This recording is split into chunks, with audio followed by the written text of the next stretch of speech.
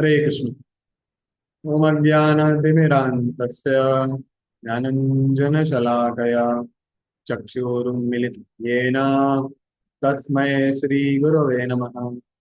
नमो विष्णुपदाय कृष्णपृष्ठाय भूतले श्रीमते भक्तिवेदान्त स्वामिन्निति नामिने। नमस्ते सारस्वते देवे गौरवाणी प्रचारिणे निर्विशेषा शून्यवादी पाश्चात्यदेशकारिणे।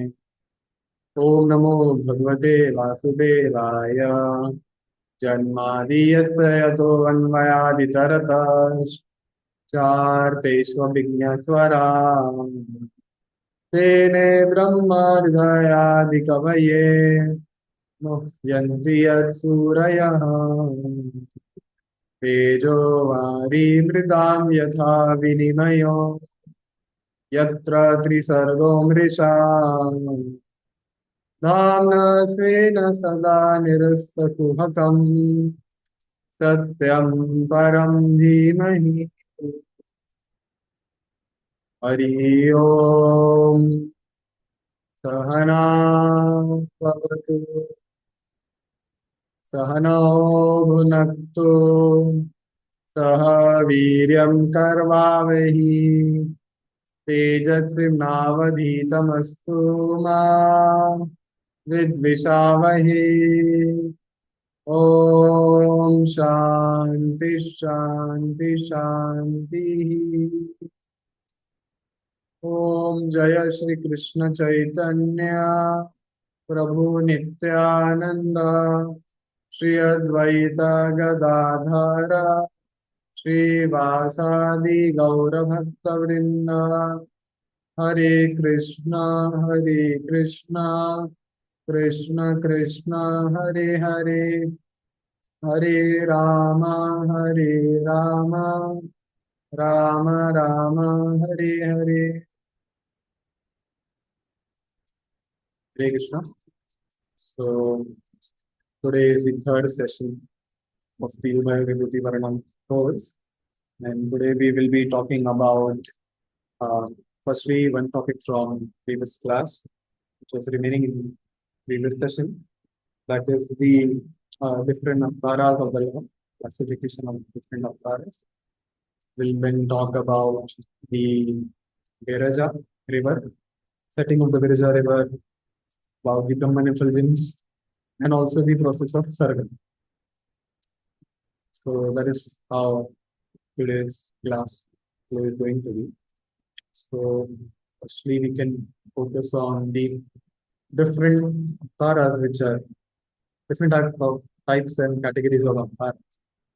And even in the Goloka chart, if you see on the right hand side bottom, you can see that the description is given. So first I will just enumerate them. Swayam Rupa, then we have Swayam Prakash, Prabhava Prakash, and then Vaibhava Prakash. And then we have the Tadekatma Rupa, and then we have Vilasa, Prabhava Vilas, and then Vaibhava Vilas. And then from Vaibhava Vilas, we have the Swamsa, and then the Purusha Avatar, and then the six types of Avatar, which we commonly know of. The Purusha Avtaras, the Lila Avtaras, Manvandar Avtaras, Guna Avtaras, Shaktavi Avtaras, and Manvandar. So now what I'm going to speak is mainly based on Laghu Bhagavatamrita and in Chaitanya Charitamrita. In both these books, we have the description. Twice we will go through this classification because it's a little not difficult to understand, but there are some things overlapping and there are different way of explaining. For example, we have the Vedas, and one way of classifying the Vedas is like we say the Jnana Kand, Karma Kand, and Upasana Kand. Another way of classifying the Vedas is we have the Samhita, Aranyaka, Brahmana and Upanishad. So there are two ways of classifying. Both the ways have their own significance, why they are classified in that way. There's a theological, there is a philosophical, reasoning behind that. Okay, or like we have the Vedic scriptures. So we have one way of classifying is the Shruti Smriti. Another way is like of the Prasthana Traya. So like that, to the things which are there, to classify them, there are different ways. Okay. So firstly, that which is mentioned in this chart, we will go through that. Okay. So essentially, in summary, there are three types of avatars. There is the Swayam Rupa, Tadekatma Rupa, and Avesha. Three forms. Swayam Rupa, Tad Ekatma Rupa, and Avesha. Now the Swayam Rupa, now what is it we'll discuss? First we are just Udesha. It is known as Udesha. So just enumerating the different categories. Swayam Rupa, not another type of it, but there is a Prakasha Rupa also. In Tadekatma Rupa, we have the uh, Vilasa Rupa and Swamsh, Amsha, Swamsh, and then Avesha. So now we'll go through the definitions. Swayam Rupa is Bhagavan Sri Krishna himself in his Tribhanga form, Kaishora at the end of Kaishora age, form which he manifests in Goloka Vrindavan, eternally. It's a two-handed form, okay, and it is in a form of the Krishna as it is. Then Tadekatma Rupa. So no, before that we have the Prakasha. So when this one form is manifesting in different places, okay. For example, we have it in the Dwarka Leela. Okay, Krishna would manifest 16,108 forms for each and every queen. Or that is also a Prakasha Rupa. And it is also Krishna when during Ratha Leela, he would manifest as many gopis are there, that many numbers. That is also Prakasha Rupa. So it is the same form, but when it is manifesting in different places simultaneously. Okay. Next we have is Tadekatma Rupa. It is non-different from Swayam Rupa, but it appears to be different due to different shape or different activities, different qualities. Okay. So the example of Narayana, Narasimha, or like practically all other avatars. All other avatars, they are Tadekatma Rupa. Okay. Because we have Lord Narayana. So Lord Narayana is Chaturmuj form. The complexion is same, but he has a different mood. Okay. So it is the same Krishna. Again, it has to be understood. It is the same Krishna. Narayan can also play the flute. Krishna can also manifest Chaturmuja. We had discussed that in Dwarka. He often manifests with his four arms. Okay, but generally he doesn't fit because if he has accepted a mood, he is in that. The famous analogy is that if there is a judge in courtroom, he dons his like lawyer's coat which he has black color. When he passes the judge, he is in a very formal mood. But that same judge, when he goes to his house for his grandson, he may become a horse, okay? And then he may write. So his grandson will always see him in the form of his grandfather. But the lawyers in the court, they will always see him as the judge. Okay. So, and the judge, if he's a mature person, he never do sabha, that in court he will go and begin acting like a horse.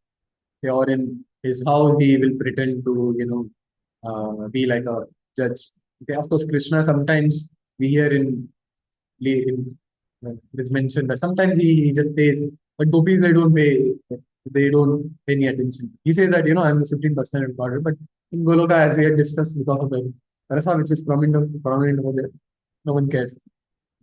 So the Ekatma Rupa is the same form, but it is same form. It's the same Lord, but in a different shape.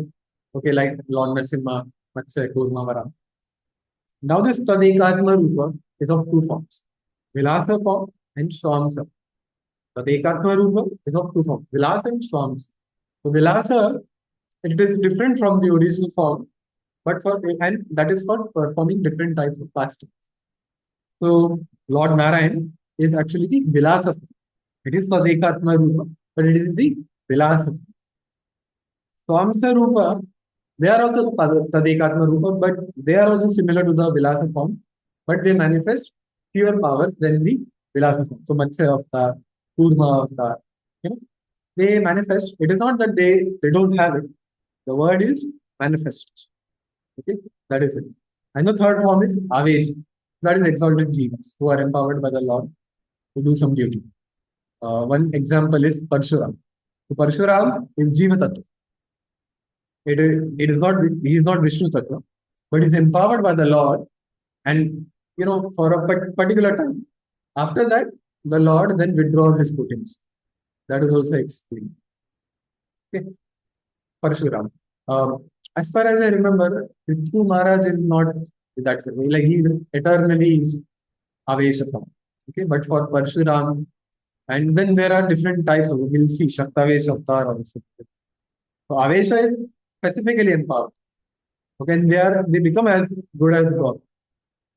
Like they perform such heroic acts.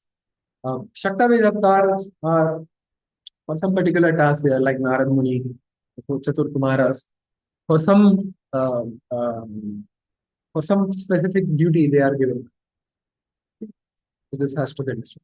Now, another way of classifying is para avastha, vaibhava, prabhava, and avesha. Para avastha is those forms which manifest all the six qualities to the full extent. And that is, as mentioned in Padma Purana, which is quoted by Rupa Goswami in Laghu Bhagavatam Gita, Krishna, Bhagavan Ramachandra, and Narsimha. So these three are para avastha. And then he explains in Padma in Laghu Bhagavatam Gita. So Narsimha, and then superior to Narsimha is Lord Ramachandra, which he is manifesting the six qualities even in a further extended way. And Krishna, it is in full form. Then Vaibhava form, it manifests less powers compared to the Paravastha. And Prabhava form still manifests lesser powers. And the Prabhava form, it is also present for like there are two types in it. Some are present for a long period of time, like the Vyasadeva, Srila Vyasadeva, and we have the example of Dattatreya.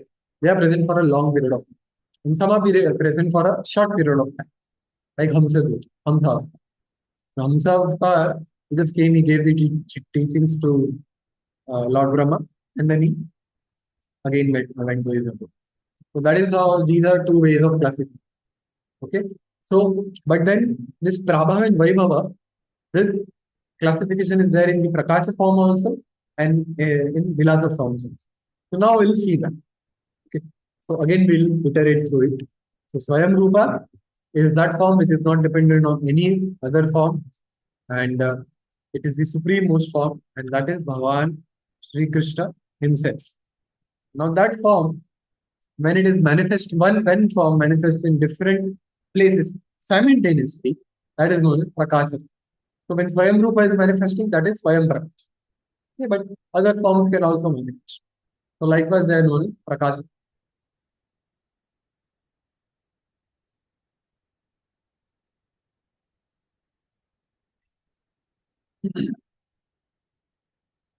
Then Swayam Prakash. The Swayam Prakash of the Lord, who is Lord himself only, it is of two types. Prabhava Prakash and Vaibhava Prakash. And like in the chart, you can find all these details. And this Prabhava Prakash and Vaibhava Prakash, they are explained in Chaitanya Charitam in Sanatan Siksha. If one can open, then 2.20.160 onwards, it is explained. So 2.20.168, it explains that. So Prabhava Prakash is the same Lord man. So that is explained when Lord Krishna, he married 16,100 wives simultaneously when he expanded, or when he expanded during the Rasa Leela. So it is Swayam Prakash form, but more technically, to be more precise, it is the Swayam. It is the Prabhava Prakash form. Okay, so that is to be understood. Then we have the Vaibhava Prakash. So Vaibhava Prakash is when one form is different is differently manifested according to different emotional features. And that is Lord Balaram. So Lord Balaram, he is Krishna only, but in a different mood. In Prabhava Prakash, it was same Krishna in same mood, in same form, in same shape. In Vaibhav Prakash, it is same Krishna, but in a different mood. And in different, then they are in a different complexion and in that. So the example is of Lord Balaram. Okay, so that is how it is to be understood. Then even Devki Krishna, that is also Vaibhava Prakash, because um, it is when it is Krishna himself only, but he is manifesting in a different form. Because in Dwarka, Krishna often manifests the four-hand form. Then he is in a different mood. So that is known as Vaibhava Prakash. Next we have is the Tadekatma Rupa. Again from Lagu Bhagavatamrita. Not different from Swayam Rupa, but appears to be different because of different shape, activities, etc. And this Tadekatma Rupa has two forms, Vilasa and Swams. Now this Vilasa form, as we had discussed, it is different from the original meaning Swayam Rupa form because it is manifesting slightly less qualities. This Vilasa form has two categories, Prabhava and Vaibhava. Okay? Now, Lord Balram, as we had discussed, he is also categorized as the Vilasa form. Okay? So, it is the um, he is Vilasa form also, and he is the this Prabhava, not Prabhava, Vaibhava Prakasha form. It is the same thing, but explaining in different ways. Now, the Vilasa form has two forms, Prabhava Vilas and Vaibhava Vilas. Prabhava Vilas is the Adi Chaturbhyu, Vasudev, Sankarshan, Pradyumna, Aniruddha. They are the Prabhava Vilas. So those which are there around the Goloka, like Krishna Loka planet, as we have discussed, they are around the uh, Karani, Shatgona Vajrakita. Not Shat, Karani Kara Mahadyantam. So around the square shape Goloka. Next we have um, the Vaibhava Vilas. Now this Vaibhava Vilas, it is the 24 forms which are manifested from the Dvitiya Chaturbhya. So the Dvitiya Chaturbhya and the 21 forms, they are the they are the Vaibhava Vilas. Now, how is it? So this 24 forms, it has like we'll see how it is there. Okay, it is 12 and 12. So we have Vasudev, we have the okay, so we can do it from beginning. Krishna, Balaram, then Adi Chaturvyuha, Vasudev, Sankarshan, Pradyumna, Aniruddha. From Sankarshan, we have Lord Narayan. And this view is Adi Chaturvyuha, then Lord Narayan. From Lord Narayan, we have the Dvitiya Chaturvyuha. And from this Dvitiya Chaturvyuha, from each of these four, we have three forms. They are Keshav, Narayan, Madhava, Govinda, Vishnu, Madhusudana, Trivikrama, Vamana, Sridhara, and Rishikesha, Padmanabha, Damodara. So it is the 12 Tilaka forms which we do. Om Keshavaya Namah, Om Narayana Namah, Madhavaya Namah, Govindaya Namah, Vishnuvaya Namah, Madhusudana Namah, Trivikramaya Namah, Vamanaya Namah, Sridharaya Namah, Rishikeshaya Namah, Padmanabha Namah, Damodara Namah. Okay. So these are the 12 months also. We will see when we are discussing about the Kala Chakra.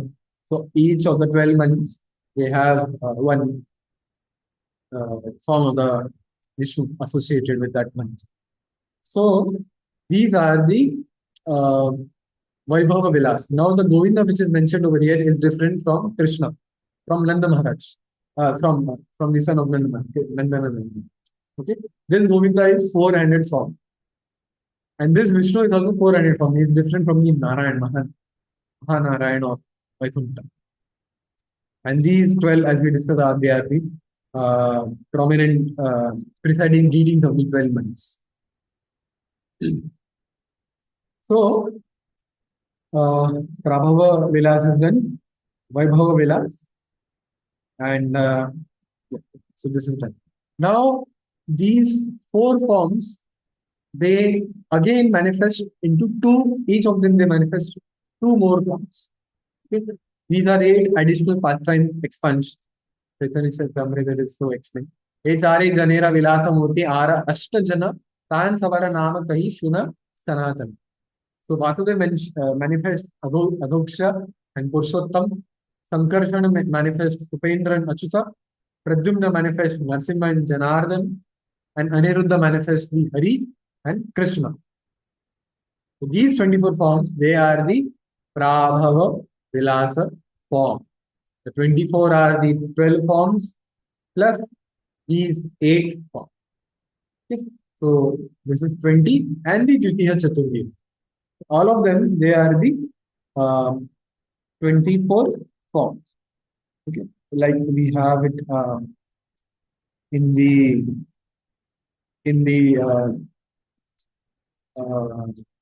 Vaikuntha lotus, in the Goloka chart also, the second avarana which is there, therein it is explained. So like that it has to be understood. Now, some of these forms, they reside in some different dhams of this world also. Like Keshav is residing in Mathura. This is explained in Chaitanya Charitamrita 2.20.215 to 217. Keshava is residing in Mathura. Purushottam, by the name of Jagannath, resides in Nilachal. Bindu or Madhav resides in the name in Prayag. Madhusudan in Mandara Parvata. Vasudev Padmanabh in Janardhan in Anandaranya. Vishnu in Vishnu Kanchi and Hari in Mayapur. Okay, so that is how it is to be understood. Then Swamsa form. So that form which is similar to the Vilasa form but manifests fewer powers than the Vilasa form is called Swamsa. Examples are the forms of Sankarshana and Matsya in their abodes in the spiritual world. Okay, so they are manifesting still less power than the Prabhava, than the Vilasa forms. So the Swamsa forms, they are the now these Swamsa forms, there are 6 types. Purusha Avtaras, then we have Lila Avtaras, Guna Avtaras, Yoga Avtaras, Manvantara Avtaras, and Shaktavesha Avtaras. So they will be explained. So Purusha Avtaras are the 3 Purushas. Karanodakshaya Vishnu, Mahavishnu, Garbhodakshaya Vishnu, or Shirodakshaya Vishnu. Now, these 3 forms, so we had completed till Dvitiya Chaturviya. Krishna, Balaram, Adi Chaturviya, Sankarsana Adi Chaturviya, from there Narayan, in Dvitiya Chaturviya. From this Dvitiya Chaturviya, we have 24 forms, plus from the Sankarsana of this Dvitiya Chaturviya, who is also known as Mahasankarsana, we have the 3 Purusha Avatars. First, Mahavishnu. Okay, from this Mahavishnu, we have in each and every universe, Garbhodakshaya Vishnu, and then Shirodakshaya Vishnu, who reside in the Shvetadeep in Dhruva. We will see it tomorrow. And also he is residing as the Paramatma in each and every one's heart, in each and every atom, practically. So now these 3 Purusha Avtaras, they are also the Paramatma. So Mahavishnu is the Paramatma for entire cosmic manifestation, for all the universe together. Garbhodakshaya Vishnu is Paramatma for that particular universe. Shirodakshaya Vishnu is Paramatma for that particular living entity. Okay. These 3 Purusha Avatara, they are also said to be manifested from, respectively from Sankarshana, Pradyumna, and Aniruddha. So as I said, from Dvitiya Chaturviya Mahasankarsana, we have Mahavishnu or Karanodakshaya Vishnu. From Pradyumna, we have the Garbhodakshaya Vishnu, and from Aniruddha, we have the Shirodakshaya Vishnu. Okay, it has to be because they are all the same entities. Because from Vasudeva, Sankarsana comes from Sankarsana, Pradyumna comes from Pradyumna, Aniruddha comes. From Sankarsana, Mahavishnu is coming, Karanodakshaya Vishnu comes. Okay. From Mahavishnu, Garbhodakshaya Vishnu comes. Or we also say from Pradyumna, Garbhadaksha Vishnu is coming, and from Aniruddha, Kshirodaksha Vishnu is coming. Okay. Sometimes in Mahabharata it is also said that Aniruddha is the from Aniruddha comes the Garbhadaksha Vishnu because they Pradyumna, Aniruddha, they and all of them are same personality of Hindi. So interchangeably it is used in Mahabharata. That is how it has to be understood. What it means exactly is the Paramatma, okay, like I mean not in the case of Vishnu Tattva deities, but in our Brahma. So the Lord Brahma's uh, Paramatma is Pradyumna specifically. It has been explained because he is a deity for intelligence. But in Mahabharata, we have one verse which says that Aniruddha is the Paramatma of Lord Brahma. So how it is to be resolved? Because Pradyumna and Aniruddha, they are the same thing. So why it is mentioned in this way? Is it to confuse? It's not to confuse. The implication is to explain that they all are the same form. That is why they are interchangeably used. Instead of Pradyumna, we have Aniruddha. Instead of Aniruddha, we have Pradyumna. In scripture, some else. But they have different functionalities also because Krishna, whatever he does, it is not, you know, just casually doing something. There is always a purpose behind it. Therefore, we have the reason, the specific functioning of each and every form of the law. So there is a functioning, there is a particular reason why there are different forms. But at the same time, to emphasize equally the point that they are all same, we have the scriptures interchangeably using the names. So that is how it has to be understood. Next, so from Mahavishnu, Garbhodaksha Vishnu, from Garbhodaksha Vishnu, we have Kshirodaksha Vishnu. From Kshirodaksha Vishnu, we have the six avatars. So Leela avatars, okay, Guna avatars, and Manvantara avatars, Yuga avatars, and Shaktavish avatars. Now the Guna avatars, they are the Brahma, Vishnu, Mahesh, very famously known. They are responsible, not they are not only responsible for the three modes of the nature, sattva, rajas, tamas, okay, but their main functioning is the creation of this world. So creation, that is rajas is involved there, is by Lord Brahma. The creation, the maintenance, sustenance is sattvic, and that is by Vishnu himself. And the destruction, which is rajas, which is tamasic in nature, is by Lord Shiva. So these are the three guna avatars. Now, this Lord Brahma, which you mentioned, is our Chaturmukha Brahma only. Okay? Though we say him Guna Avatar, he is not Vishnu Tattva. He is Jiva Tattva only, but he is very, very much empowered by the Lord. Okay? He is very powerful. Okay? Um, we'll see it tomorrow in more detail. But it is said that Lord Brahma, so he is conscious of the happening of all the living entities of the particular universe of which he is Brahma. Okay? And today also, when we discuss further, we'll see the three forms of Vishnu which we have, three forms of Brahma which we have: the Hiranyagarbha form, the Vairaja form, and the Chaturmukha form. So he's conscious of meaning. The meaning is, so of all of us, what we are thinking, what we enjoy, he also partakes of that. It has been explained in that. He's conscious of what is happening in the universe. By Lord's mercy, by Lord's empowerment, he has that because he is the in charge for the universe. So he knows each and everything which is happening. But still, it is explained that although he has created the universe, that Lord Brahma himself actually doesn't understand that how the universe is getting sustained. So because uh, as we know, creation is one thing, but maintenance also it's a big thing. It's not an easy thing. It is very difficult. In software also, so you have a development team, then you deploy it. But after deploy, there's a maintenance team also. Then there are some software upgrades, some new features are there, so there are updates are there. Also, some bugs are there, so those bugs are to be fixed. So maintenance is a very headache. Okay? So Lord Brahma himself doesn't understand that how exactly the maintenance, how the universe is actually functioning. So that is how, because it is actually, because if we very minutely see, then it is just inconceivable to even understand the functioning of this material world. So forget about these things. Now the mean, so these some of these Avtaras, they are so those who are Leela Avtaras, they are Manvantar and Yuga Avtaras, and some of them they are Leela Avtaras. So Leela Avtaras simply means those Avtaras which perform some Leela. They are for some time and they perform some Leelas. Okay? So we have many examples from Lagu Bhagavatam. You can see in the chart the four Kumaras, Narad, Vara, Matsya, Yagna. Yagna is the Manvantar Avatar also. And suppose it is from the first to the second Manvantar.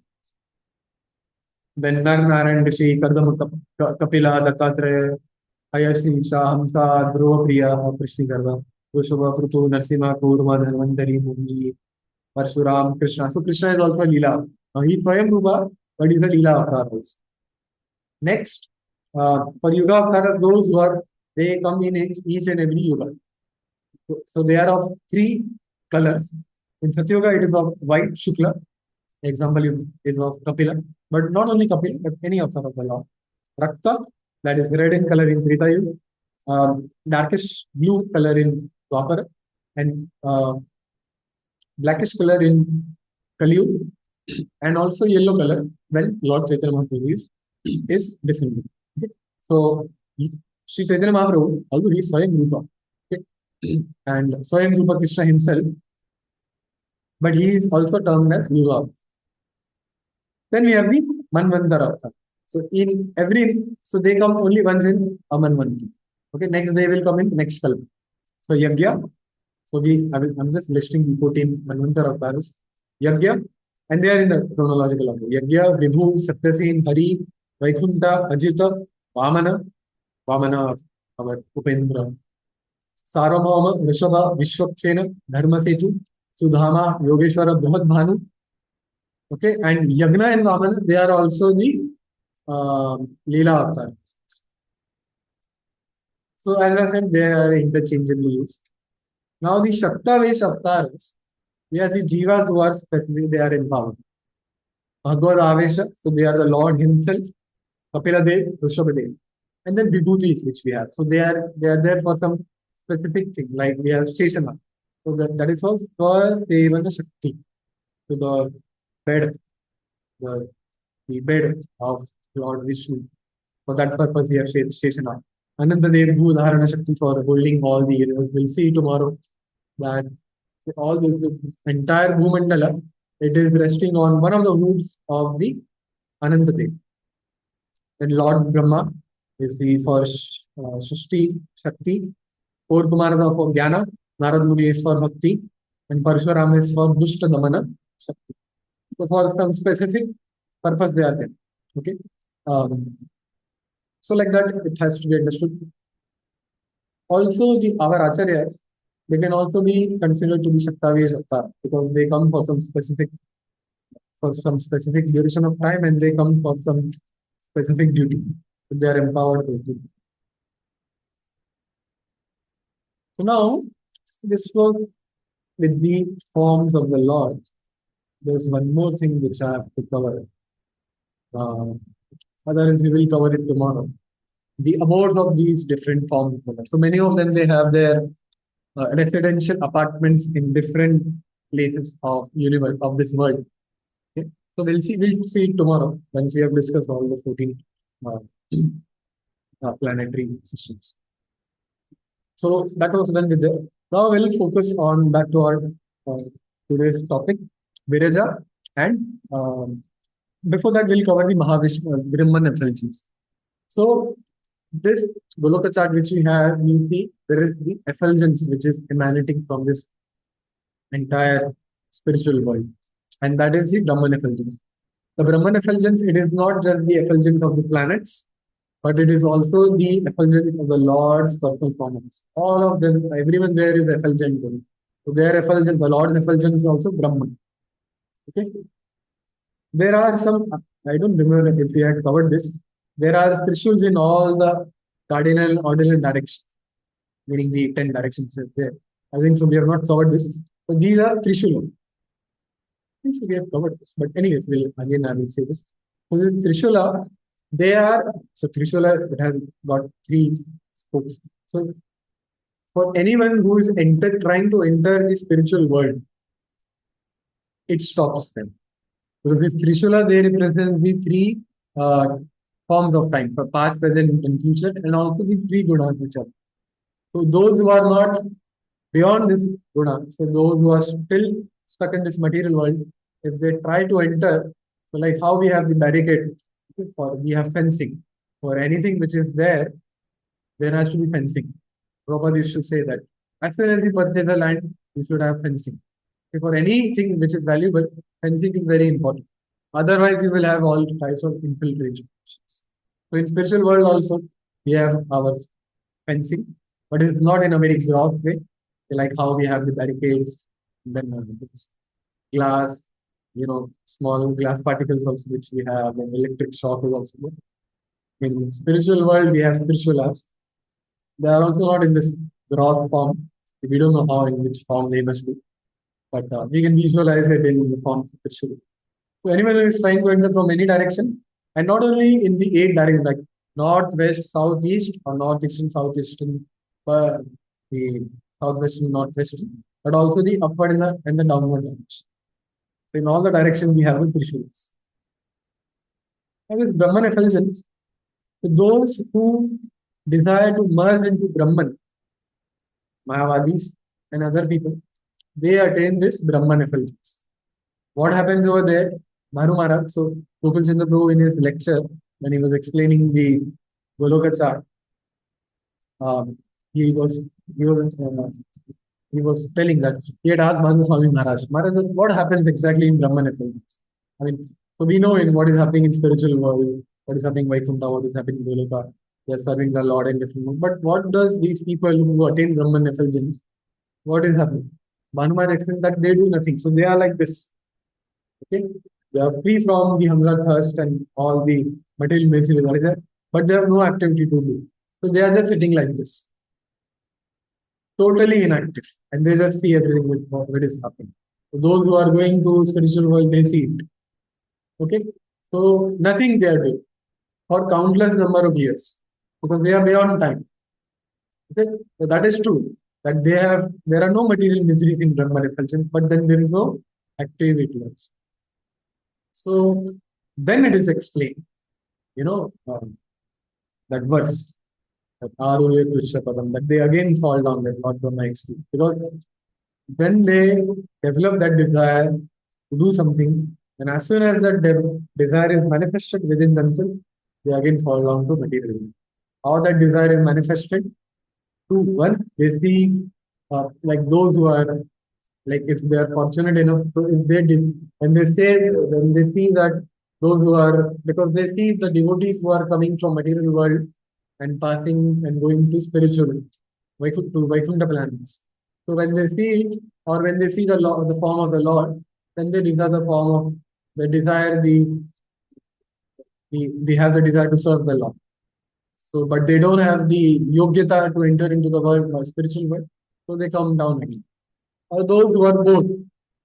So still when till what time you can be there? It is the intrinsic quality of the Atma to do activity.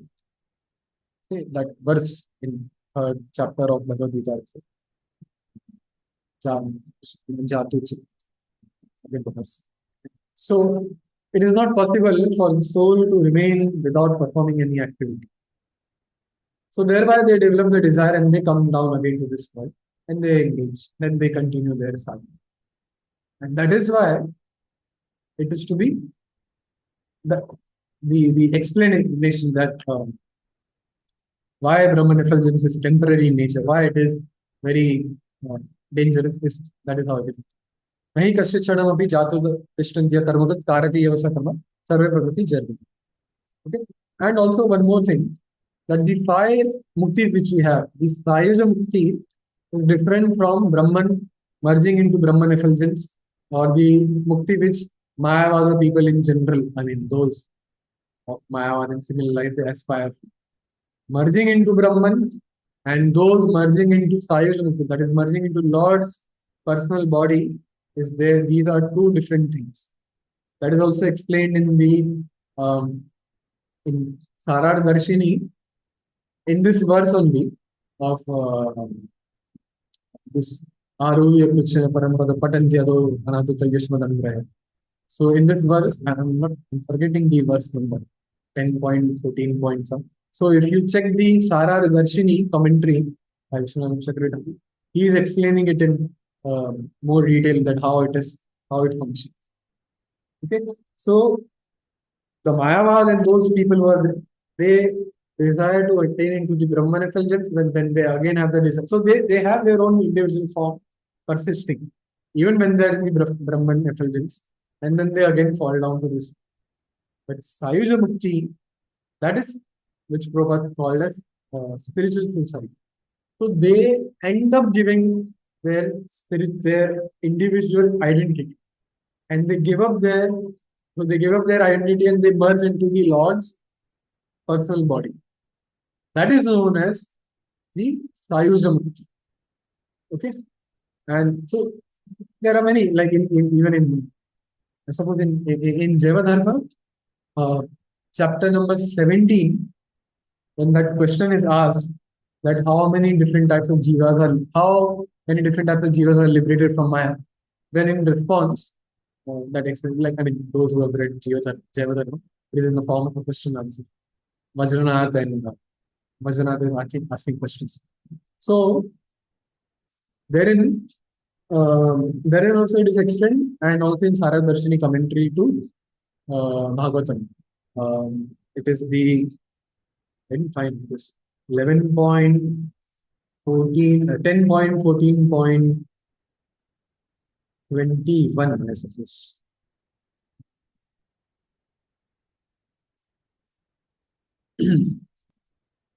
uh, not this one.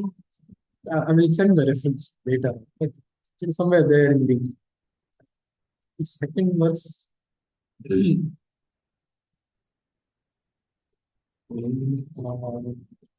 Anyway, so we can see it later. So Sayuja Mukti is those who desire to merge into the form of the Lord, and the Brahman effulgence is the Mayavad, which we commonly know of.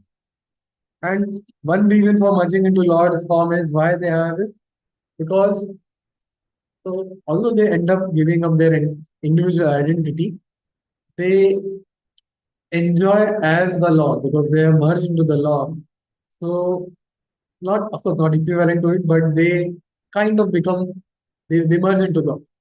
So those who have that desire, they merge into the Lord's form, and that soul proper gets destroyed in that form.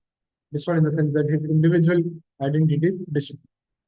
That is how it is to be understood. And that is spiritual suicide because when you are finishing off your individual identity, then because your the nature is to Jivera Sarupai Krishna and Nityadas. So you are giving up your entire identity and then you are lost.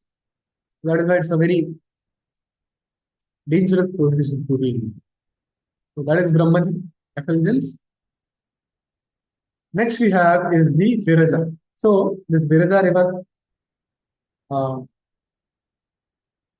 this river over here, if you see in the Goloka chart, only at the downside it is there, but it is explained that it is surrounding the entire, like from all the sides, it is surrounding the spiritual world. Okay? And on the northeastern side, we have the material world, which is, we'll see it when we talk about the Mahakal. Now in this Viraja river, it is manifesting of three different explanations are there. One, the condensed form of Viraja, of the Brahman effulgence, is Viraja. Okay, so Brahman effulgence, when it is condensed, that forms the water of Viraja. Second, the perspiration of the Lord. Third, the perspiration of the Vedas. That forms the Viraja river. On this Viraja river, we have the abode of Mahavishnu. And generally in this picture also in which we know, so we see that Mahavishnu is residing on Sheshanag and served by Rama Devi. Okay? But it is not in that way. He has a palace over here, he has his own associates. Okay, that is explained in when Arjuna with Krishna when they are going to rescue the cows. There is the explanation. And also in the Narada Pancharatra, that explanation is given. So Narada Pancharatra, it is one of the Pancharatra. Pancharatric texts, which we refer, which we refer for deity worship also. And therein, um, so Lord, the knowledge which is, so it is explained there that Lord Brahma received this knowledge at the bank of Viraja river from Krishna. And then that explaining that details of how Lord Vishnu's palace is there is explained. It's a it's a white palace, 1,000 pillars are there, all the associated with the Lord is there, and also which we will discuss further. The prototype deming also. Okay, so those who, if you know, the Purusha Sukta prayers, which were offered by the Adi Devtas. Okay, so these Devtas, they are the Parchadas of the Mahavishnu, and they remain in the they remain with the Lord. You will see that. Don't worry about it. So that is how the setting of the Viraja river events. Although we say that the material world is on the other side of the shore, but it is not exactly on the other side of the shore. It is in the Viraja river only. That is explained. So this material world, as we know, it is circular in form. Okay, with 10 layers over it. So it is goal and in the shape of and. And they are on top of each other. It's like a cluster. How we have the grapes, okay, and that is there on the Viraja river water. So some of them they are so some universes are on top of each other, and some universe they are fully under the water.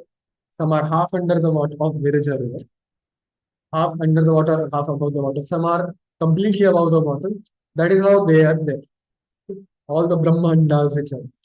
This is explained in Laghu Bhagavatamrita, and I suppose it is explained in both in the real Bhagavatamrita also. That analogy is also given. They are like the one fruit. I'm forgetting that. I'll check it in a little bit. So that is how it is there. So it is not on the other side of the shore, but it is in the Viraja river. What is there on the other side? We don't know.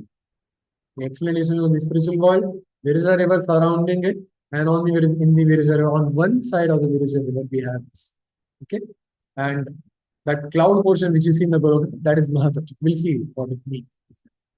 Okay, so that is how it is there, and when we are discussing further, we'll also discuss about the other universe. So generally, if you see, I've seen in some classes what happens is when some questions are asked, so they say that we have no information about other universes, about what happens in the universe, but it is not in that way. We have the information. Laghu Bhagavatamrita only, if one reads very carefully, the 5th chapter, 338, 330 verse onwards, the description of what happens in other universe is also mentioned. And in Vishnu Dharmottara Purana also it is mentioned. Okay? If one very carefully one reads, one will understand. So we'll see that. Okay, so Viraja is done. Mahavishnu's abode is done. Next we have this. Okay, first we'll cover this Mahakal Dham. If you see that there is one planet, Sadashivaloka and Mahakal Dham, half blackish, half goldenish. Why it is so? It is half in the spiritual side, half in the material side. That is the abode of Ishana or Sadashiv. So now this is going to be, from here the class is going to be little technical. Very carefully, please hear it.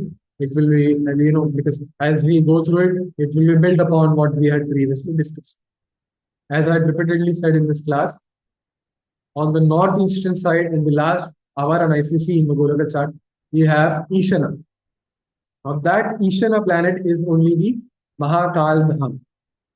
That Ishana is also the other name for Lord Shiva. It's this reason. That is Lord Sada Shiva. Half is in the material side, half in the spiritual side. And this Sada Shiva is not Jiva Tattva, but it is Vishnu Tattva. But as soon as it touches Maya, it converts into Shiva Tattva. Okay? Although we say no, this everything is beyond time. So it is not at some time this happened. Everything which we had discussed up until now, from Krishna, we have Lord Brahma, Lord Balram, and then Adi Chaturvedha. So it is not that they have come sequentially. We say so it for the sake of our understanding. But the reason we say so it is the simple reason of the manifestation of the quality which is there. Because Krishna is Paripurna, he manifests all the 64 forms to the full extent. That's why we say Krishna. From there we have Balaram.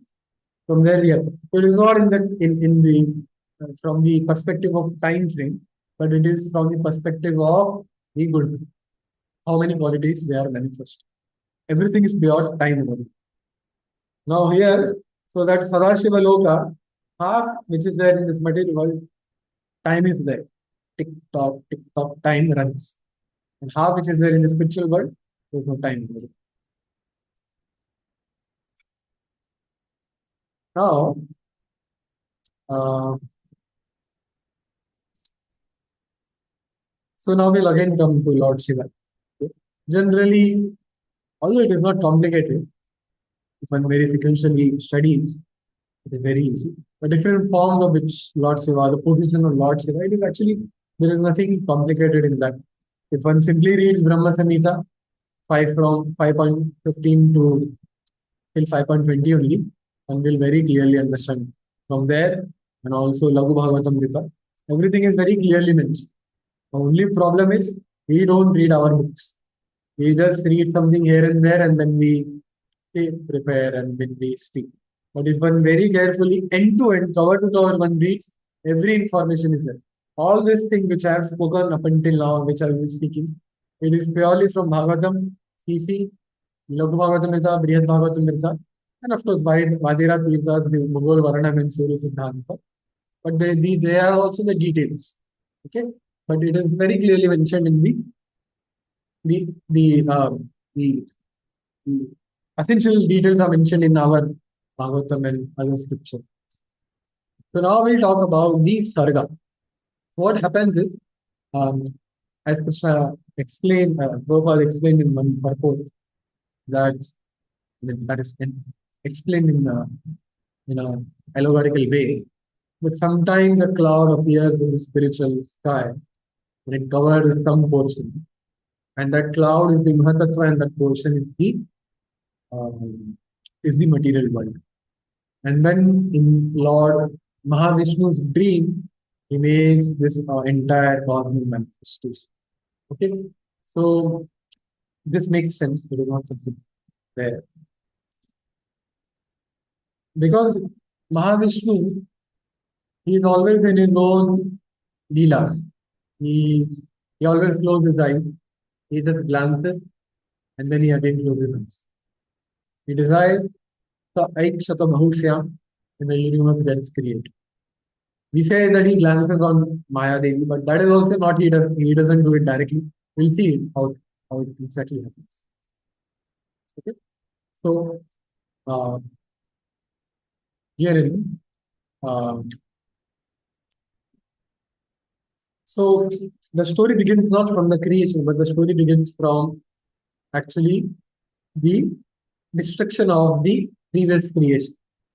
So suppose so now it is in a form of a story. It is happening sequentially. So now the universe, everything is dissoluted.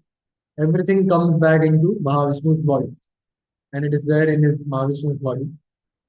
And it is there for a long period of time. There is no time also which is existing, it is beyond time. Then Lord Mahavishnu, he desires, then now let there be creation. And then he glances. Kala karma swabhavam cha maya yeshu maya taya atman yadrikshaya praptam vibhu bhurushur upadave.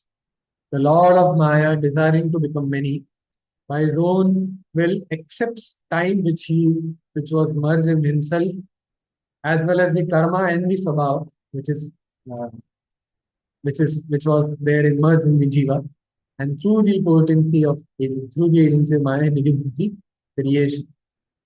So now in each and every stage we have the three things. The Lord's glance, which consists of the Kal, Karma, Swabhav. Kal is the time potency, Karma is the karma, the jiva, and Swabhava, it is the vasanas of the Jiva. So we have to understand that we say that there are two types of body: gross body and subtle body. Sthula Sharira, Sukshma Sharira. Another name for Sthula Sharira, Sukshma Sharira is Linga Sharira. But there is also a third form of body, and that is known as the Karana Sharira. The gross body made up of the Gyanendriyas and Karmendriyas, the gross body which we see. Subtle bodies consisting of four parts: mind, intelligence, ego, and chitta, or you can see the soul itself. The gross body gets destroyed after each and every birth which we take. So now I'm in a human form. I have this gross body, I have a subtle body, and I have a causal body also, which is known as Karana Sharira. After I've given up this body, if I take up the form of an animal, so my gross body gets destroyed, but my subtle body continues the thing. At the end of this day of Lord Brahma, when there is partial dissolution, again we all merge into Lord Garbhodakshaya Vishnu. Lord Garbhodakshaya Vishnu, not Karmadakshaya Vishnu. So our gross body is destroyed, but we remain there and our subtle body is also destroyed. Okay? Subtle body remains and the Vatana Sharira remains, but our gross body gets destroyed. But when we at the end of this entire, when there is full dissolution which takes place, our subtle body also gets destroyed. And it is only in our Vasana, like the, which is in that body only we remain under in Mahavishnu's body. Okay. And the five koshas also which we have: Anandamaya, Annamaya, Manomaya, Vijnanamaya, Anandamaya. So that is also in the form of this three the three bodies. So Annamaya is the entire gross body. Pranamaya is the gross subtle body, that is the life, the prana which is there. Manomaya is the subtle body, the mind. Vijnanamaya is the chitta, and Anandamaya is the soul itself, which is. That is how it is to be understood. Also, the Vasana Sharira which we have, it is a very, very subtle form. In the Vasana Sharira, only our Vasana, that is our desire, which remains. In a very, very, you can say, encrypted way, in a very condensed way. But it is so subtle that it is always focused along with the subtle body. So in Mahavishnu's body, we are there with our Karana Sharira. Then when we take again the creation is formed, we are given the subtle body, which remains throughout the Lord Brahma's lifetime. And in each and every form, in each and every birth which we take, we are given a gross body. Though actually it is beyond the scope of this course, because it will be very complex for you to understand at this stage. But this is also explained. So this Karana Sharira, in our Gaudiya literature, it is not directly mentioned, but we have it mentioned in the commentaries in Vedanta, in the Brahma Sutras, and also the Sripad Shankaracharya in one book, Tattva Bodhana is written one book, and wherein he has one theory of Panchikana. We'll see how it actually happens. So therein he has explained about the causal body. And also the other Vaishnava Sampradaya Acharyas, they also speak about this. So it is an authentic. So in the Mahabharata Tattva Nirnaya, in third chapter of Mahabharata Tattva Nirnaya, Sripad Madhvacharya is explaining the process of creation. Okay, it's a very, it is an easy way, but because we have one way of understanding, because we are used to, accustomed to that, so we will not discuss about that process. Okay, because then there is a Sukshma Sushti, then there is a Stula Srishti, then there is a Padma Srishti, and then there is a Linga Sharira, there is a Aniruddha Sharira, and Jivas they are given from the Pradyumna form to Aniruddha form. The Aniruddha form gives back the Jivas again to the Pradyumna form, and it is again given back to the Aniruddha form. So it's a very complicated, but it's a different way of understanding. But I'm afraid that it will not be understood at this stage, and you will misquote it. So leave it. But therein it is how this Karana Sharir and this Phula Sharir is created is very well explained. Okay. So the Lord glance consisting of Kala, Karma Swabhava, glances. Now, this glance, it agitates the pradhana, the material nature. And though we say this glance, but it is not the glance itself which is there. Okay. Like the Lord is not directly glancing. The Lord glances, Ramadevi carries the glance. She gives the glance to Shambhu, and Shambhu touches Mayadevi. Okay, we'll see it. Yeah, in the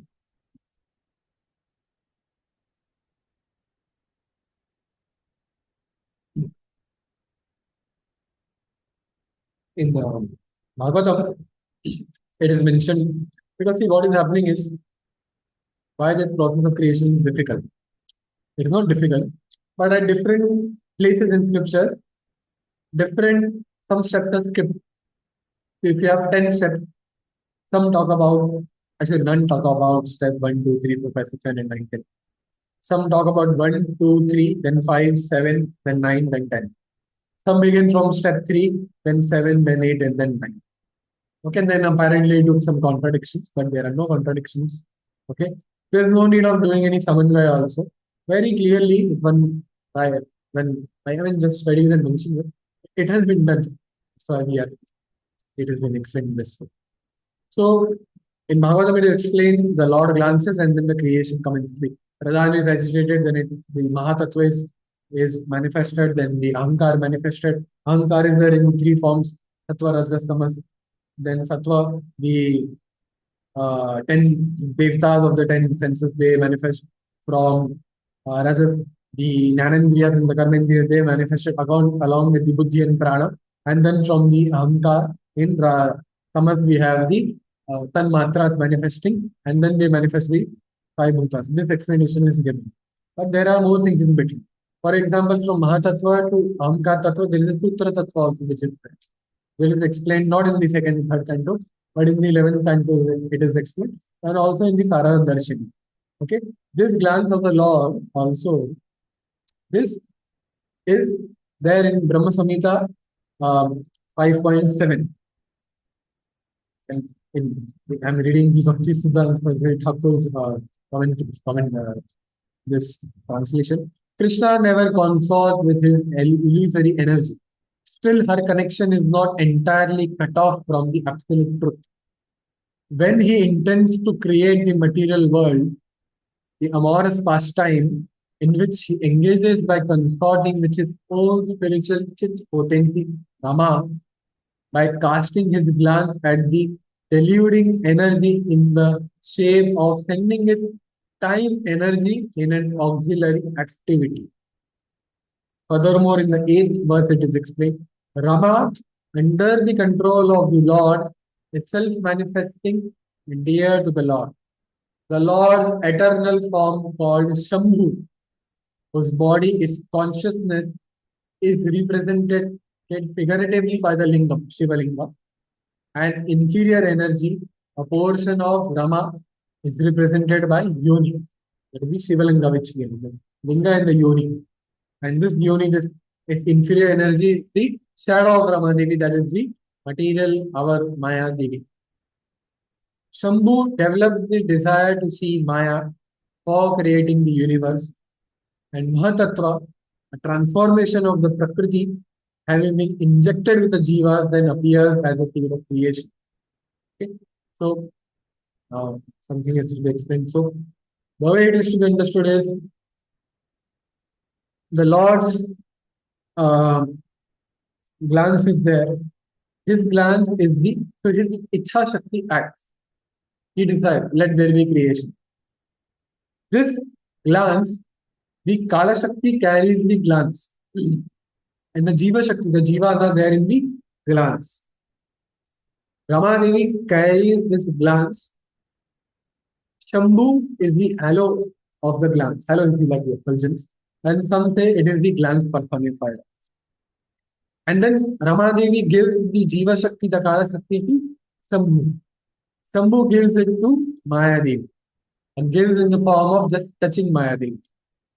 Now again, there's a disclaimer, carries, giving, touching, it is not in the way which we understand, but it is only for our sake of understanding. It is not in a mechanical way. Okay, Mahavishnu is glancing, is glancing, but Ramadevi is actually carrying it. Okay? I mean, we just don't know how it exactly happens, but it is how it is. This is how it is explained. The glance is carried by the Ramadevi, the electrified electricity which is there. Okay? I mean, so there is the electricity, the wire which is there. So that is how the analogy which is given.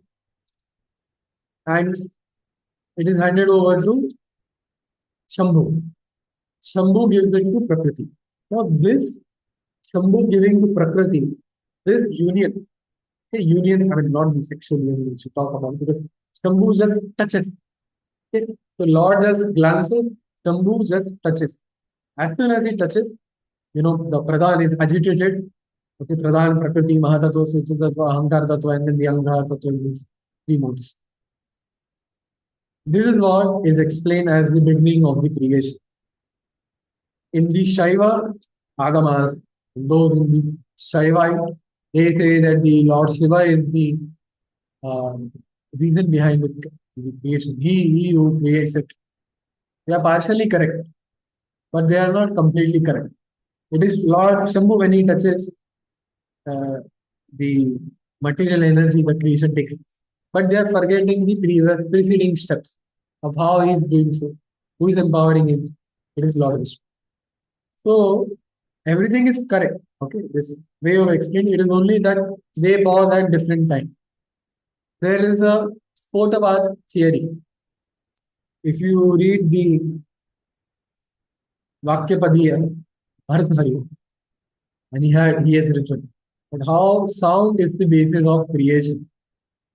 And he has explained everything. Shabda Brahman. He says everything is a form of sound. It is not incorrect, but he is stopping at one place because, as we know, from sound we have the tanmatra, the bhutas which are created. From sound we have ether. From ether we have the form, not form. From ether we have the touch. From touch we have the sky. From sky we have the form. From form we have the fire. From fire we have the taste. From taste we have water. From water we have smell. From smell we have fire. And this is what the universe is composed about. So after the universe is created, as you will see, then this was what I explained. This procedure happened inside the universe, and from this the universe is created. So they are correct, but they are not completely correct. With how this tanmatra is manifesting, it is manifesting from the ahankar in the mode of ignorance. How that is coming from Sutra Tattva, how it is coming from Hatha, how it is coming from Prakriti, how from Pradhan, how from Shambhu and Ramadevi's interaction, and how this is from Ramadevi, how it is from Mahavishnu. So this is the complete procedure it is to understand. Okay? I mean, I will again repeat it. Mahavishnu glances. His glance consists of the Kala Shakti, and it is also Jiva Shakti which is there. And Jiva Shakti meaning it is along with the karma and svabhava. So that is being transferred all the jivas. Okay? It has to be understood. All the jivas of all the universes, everything they are transferred. Ramadevi carries the glance to and gives to Shambhu. Shambhu gives it to Pradhan. So now we have the jivas inside the Pradhan. And because of this Kala, because of the touching, because of the Kala Shakti, the Pradhana, the equilibrium, because in Pradhana what is happening is, Pradhan is actually invisible. It is such a subtle state It is invisible, completely invisible. You can actually walk through Pradhana and you will not know that this is Pradhana. A bit gross form of that is Prakriti. And then from there we have the um, our Prakriti, Mahatattva, and so on and so forth. Now in Mahatattva, when it is the Prakriti is agitated by time, it gives rise to a very brilliant Hiranyamaya Mahatattva, which is there. It is the sum total of the cosmic intelligence which we have. Now, uh, this will get clear later on. One is not aware of it, but the this is different from Sankhya, Darshana's Buddhi. But the Mahatattva, it is the Buddhi which we talk about, is an amsha of this Mahatattva, which is there. It is the cosmic intellect. And on an individual level, it manifests in the form of intelligence which you. Okay? As we know that the ahankar, it also manifests in the three gunas. And when it is there in the rajasic guna, then again we have the buddhi. But this buddhi is different from the buddhi, intellect which we had talked about. Or it also will be so you just understand pradhana, prakriti, mahatattva. In mahatattva, the mode of goodness is very prominent.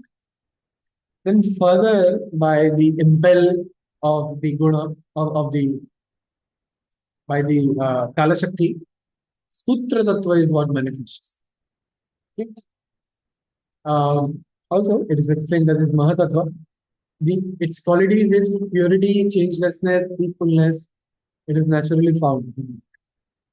And it is the reflection of the Lord, devoid of any changes, devoid of the mode of passion, because it is in the mode of pure Sattva.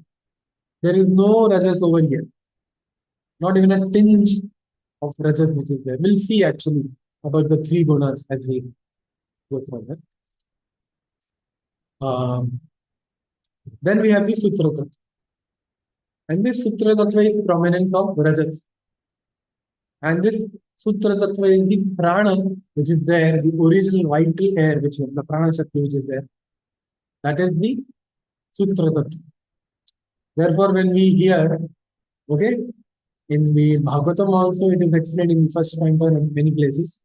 You know how so this creation which takes place when we are winding up, it happens in the reverse form. We'll see when we are talking about pralaya.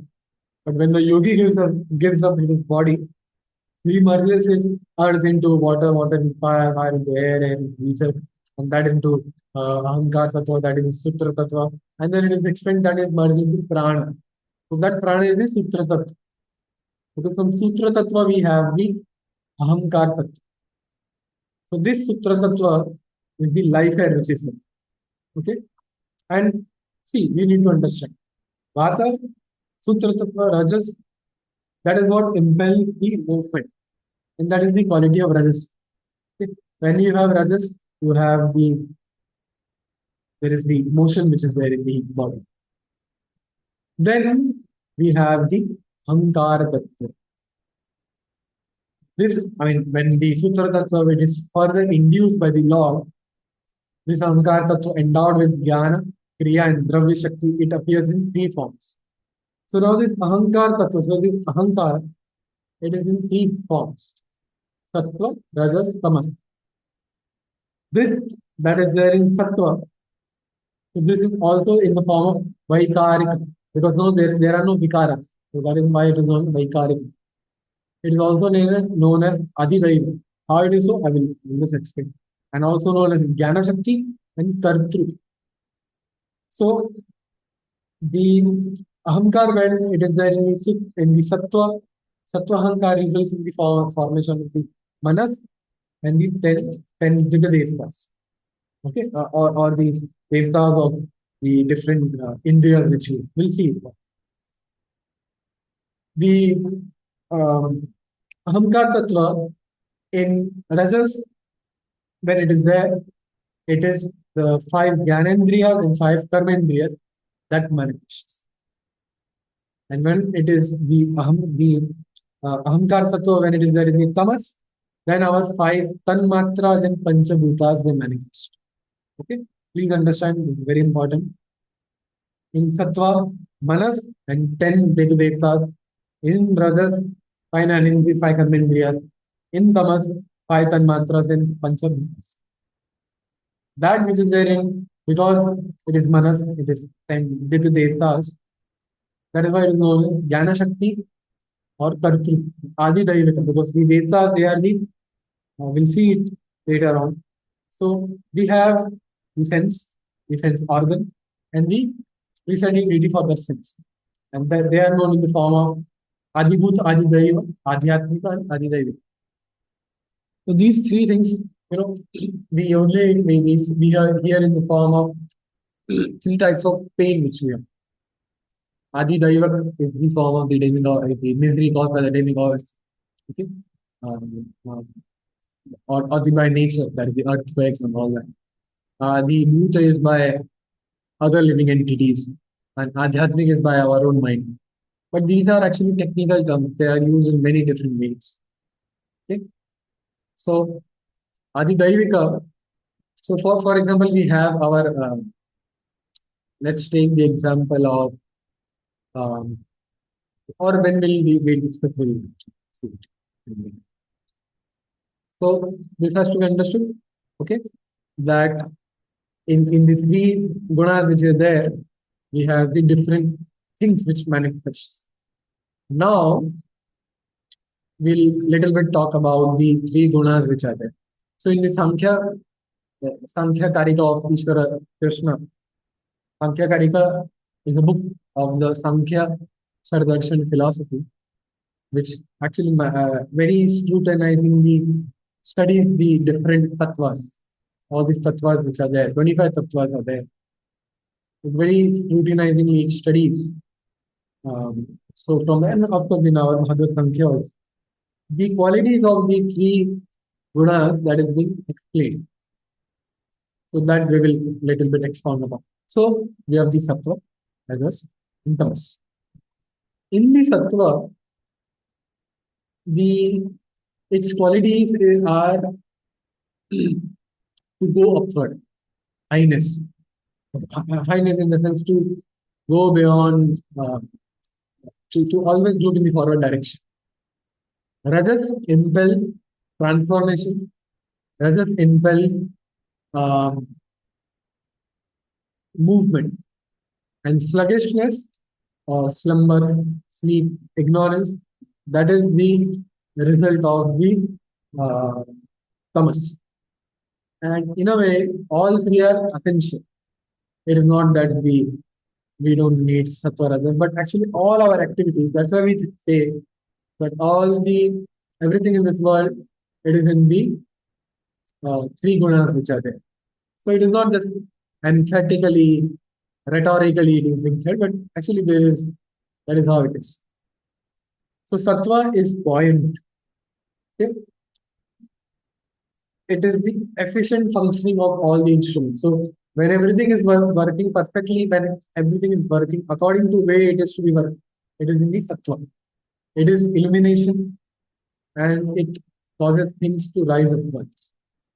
So buoyant in the same sense that, so when a person is in sattvic state, there is no karma. So he desires to do nothing.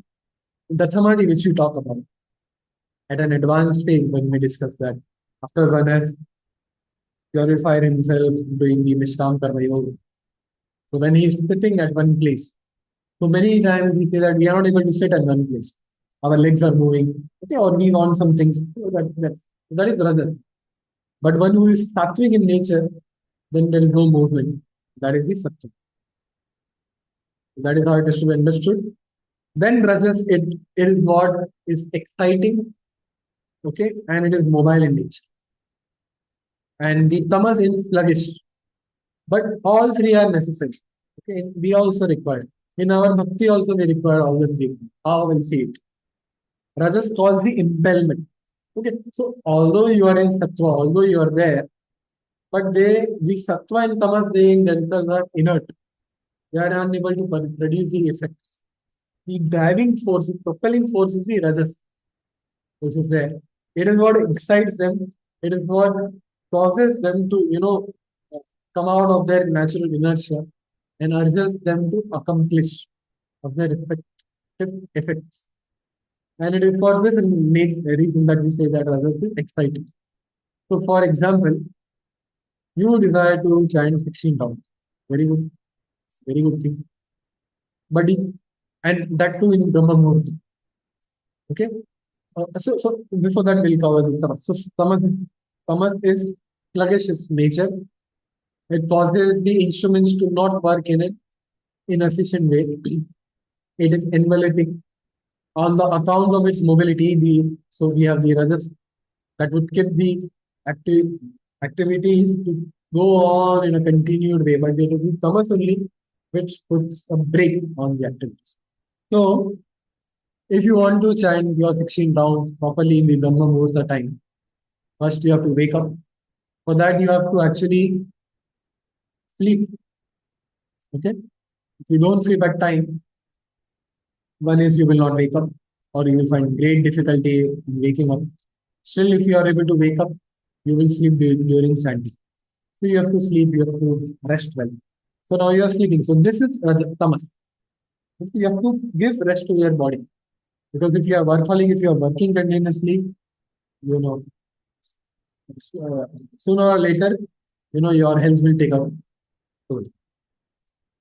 Then, so you have decided, no, I have to wake up. But that thing that you wake up, the thing that you put your hand inside the bead bag, the movement that is caused by the rajas. Because by rajas, nothing can move. Otherwise, you will only have the desire. And sattva is for, because rajas only knows movement. Okay. It just knows to give, propel things. But in what direction? So direction is given by the sattva. This, you have to move your hands, but in which way? You have to do kriya, but for what? That is good. So therefore, sattva, rajas, tamas, everything is together. But when you are doing something, you need to rest. You need to sleep. That is the tamas. And it is not you know, in our functioning, but everything in this world, it has this three things. So when something is working very properly, that is in the mode of sattva. Okay? Actually, the sankhya is everything they have is in sattva rajasama. They just differentiate everything which they have. In mere act of cooking and everything, they are into the which of the three gunas which is there. That is how they do it. So, uh, so if an instrument, if a thing is working properly, that is sattva. If it is not working properly, that is tamas. When we are enveloped by laziness, okay, sometimes we have a very good mood, but somehow the other, we are become succumbed to laziness. So that is tamas has enveloped us. So, literally also you can see that. So we have our desire, but it gets enveloped, covered by the tamas, by sleep. So you are tending very clearly, but then again you are covered by sleep, and then you fall asleep. But again, then you wake up, and that is rajas, propelling. So from tamas to go to sattva also you need rajas. Okay, and from sattva to rajas, from sattva to tamas also you need rajas. Okay, it's a big thing. Okay, I assume that you all are hearing this for the first time, but that is how actually it is explained in the Samkhya philosophy, in the Samkhya terms, and it is in line with our philosophy. There is no problem with this. Okay, so in this we are done with this. And fine, Anandriyas are the earth, the ears, the nose, the skin, the tongue, and the eyes.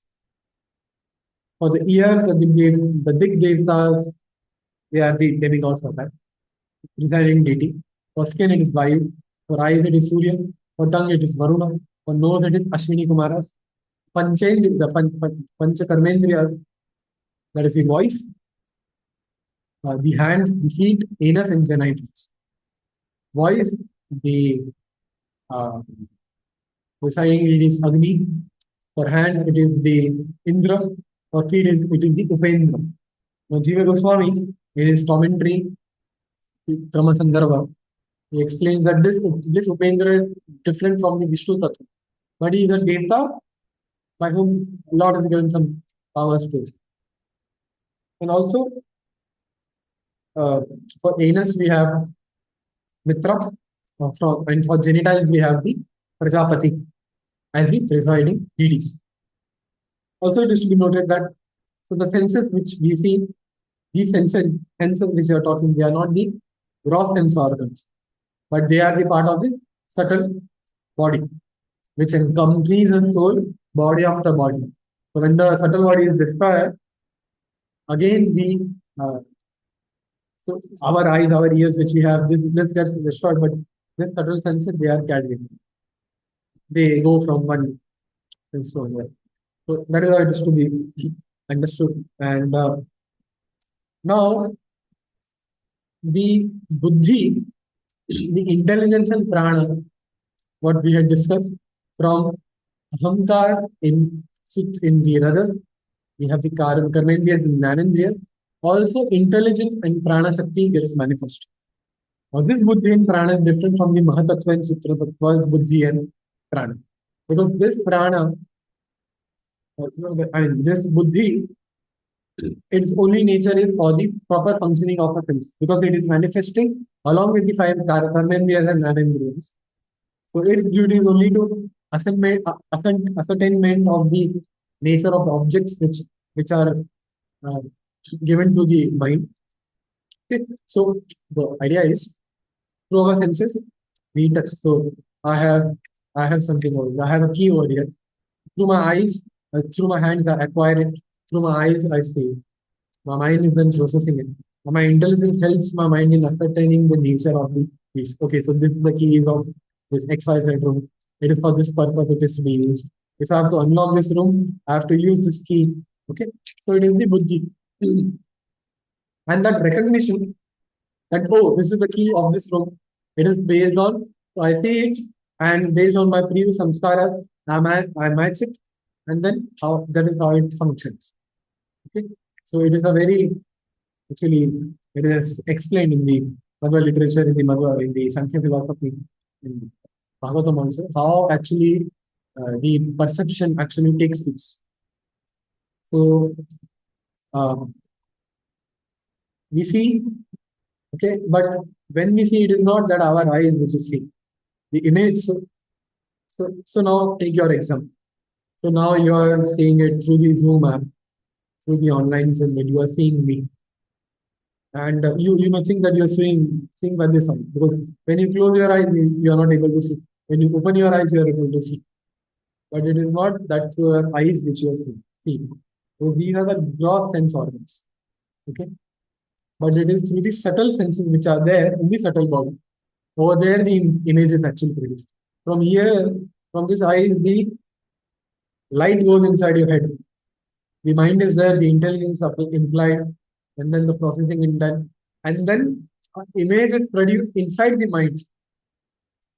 And the Atma Sakshi becomes witness to this combination. Okay? I mean, this is the Madhva term. Madhva, they explain is Atma Sakshi. Okay, but like our Atma. So when we say that I am seeing this, what you are saying is not the actual thing, but it is the projection in the mind. Okay, so in the Western world, we have this, astral projection, mental projection. How do you imagine everything? And so that is also in a way correct. And it is this what is being talked about in a very kind of a in a distorted way. One way of understanding this is so suppose if you are attached to whatever deity to your temples and deities, okay, Radha Giridhari, Radha Gopinath, Radha Parasasati, or whatever deity you are attached to. So you see the deity. Now, when the deities are not in front of you, when you close your eyes, still you can see the deities. So now you say, oh, no, but it is because of samskaras are there because you are seeing it every day. So that samskaras, they are They are stored in your mind. But when you decide, so suppose I am now clear monk. Instantly I desire to see Radha Madhav of Mayapur. So the samskaras are there, and then that projection is done, and I am able to see. The more I have seen, the more carefully I have imbibed the samskara, the more clarity will be there. But this vision is, and even a blind person can have this vision. And therefore, the vision is not because of this gross sense, because blind person, he also has eyes. A deaf person also has ears, but still he is not able to see. Why? Because the subtle sense organs are not supported. So the subtle sense organs which are there, they are inside the subtle body, and each of them are controlled by the uh, different sense deities which are there. Okay, so then we have uh, uh, so we have the ahamkar in the three gunas and tanmatras and tanbhutas which are formed. The procedure of the formation of tanmatra and panchabhutas are sound, ether, touch, air, form, fire, taste, water, smell. From sound, ether is created from ether, touch is created from touch, air is created from air, form is created from air, fire is created from fire, taste is created from taste, water is created from water, smell is created from smell, that is created. One explanation which I have seen in one Ayurveda text explanation is that so there is ether everywhere. When the ether moves in one particular direction, that is air. When that air, um, so when that air which is moving because of the friction which is there, fire is produced. Because of this fire, ether and air they start to melt, and that melting is water. And when this water at some place is solidified, that is earth. Each of the subsequent elements they contain the qualities of the precedent elements also. Ether has only sound. Touch has sound and touch also. That's why you cannot see the air, but you can feel air. Fire has sound, it has form, it has touch, and it has form. Okay, you can see fire. Water, it has touch, it has sound in it, it has form in it, but and it has taste also, but it doesn't have smell. Earth has smell also. Also, it is explained that you may ask that, Rosie, that you know we see that air is also has we have fragrance also in air. Um, in water also we have taste. How it is mixed. Of course, it is because of its mixture. When you apply the earth particles which are there, okay, which then you condense and then you apply the perfume and then you have the form. But also it is explained that these senses, these tan matra, mahabhutas which we talk about, they are also very gross. The water which we see is not the water proper. That is also so subtle that we cannot see it. All the panchabhutas which are there, in half portion they have their respective element, and in one eighth portion they have the other four elements. Okay, how it is there, I mean, we'll again explain it. Um, this is known as panchikaran. Okay, and technical term for this. So any doubt? So I will just call this and then we can take any doubt. It's there. So we have air. Okay, air has air element. Let's say air element. It has two halves. One half, 50%, 50%. So 150% is air itself. But if this air, not let's not take air, let's take earth. Earth has full earth which is there. You take 50-50 earth. If I give you this 50% earth in its pure form, you cannot see, smell earth. This earth then again has the other half. It also has one eighth part of all the other water, fire, air, each. Because one eighth plus one eighth plus one eighth plus one eighth equals to one half. So each and every element has half of the element itself and one eighth of the other elements which are. And in that way, we have the elements which are there. Okay, and this is known as Panchikarana. This is explained in the Vedanta Shamantaka Sri Dhyana Chandra Goswami. Okay, it's a book, Maharaj has translated it.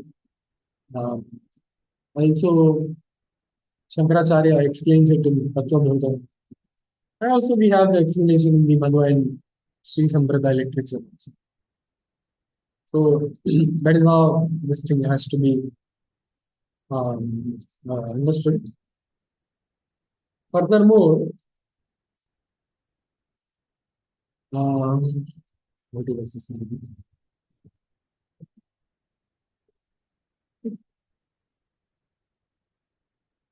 So now we'll see how exactly the creation is done.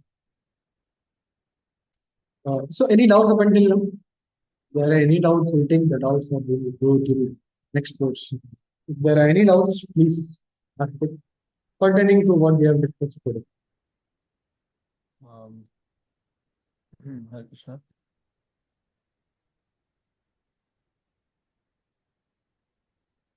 Hare Krishna. Are there any doubts? Hare Krishna. Am I audible, Guruji? Actually, you are not audible. I'm not audible at all. No voice is coming. No voice is coming, is it? Hare Krishna. Am I audible? Just a second. Hare Krishna. Hare Krishna. Am I audible? Yes, yes. Now am I audible, Guruji? Yes, yes. Okay. Guruji, like you were saying that regarding the Sayuji Mukti, that we happen to merge into the Sayuji Mukti. And that's what is referred to as spiritual suicide.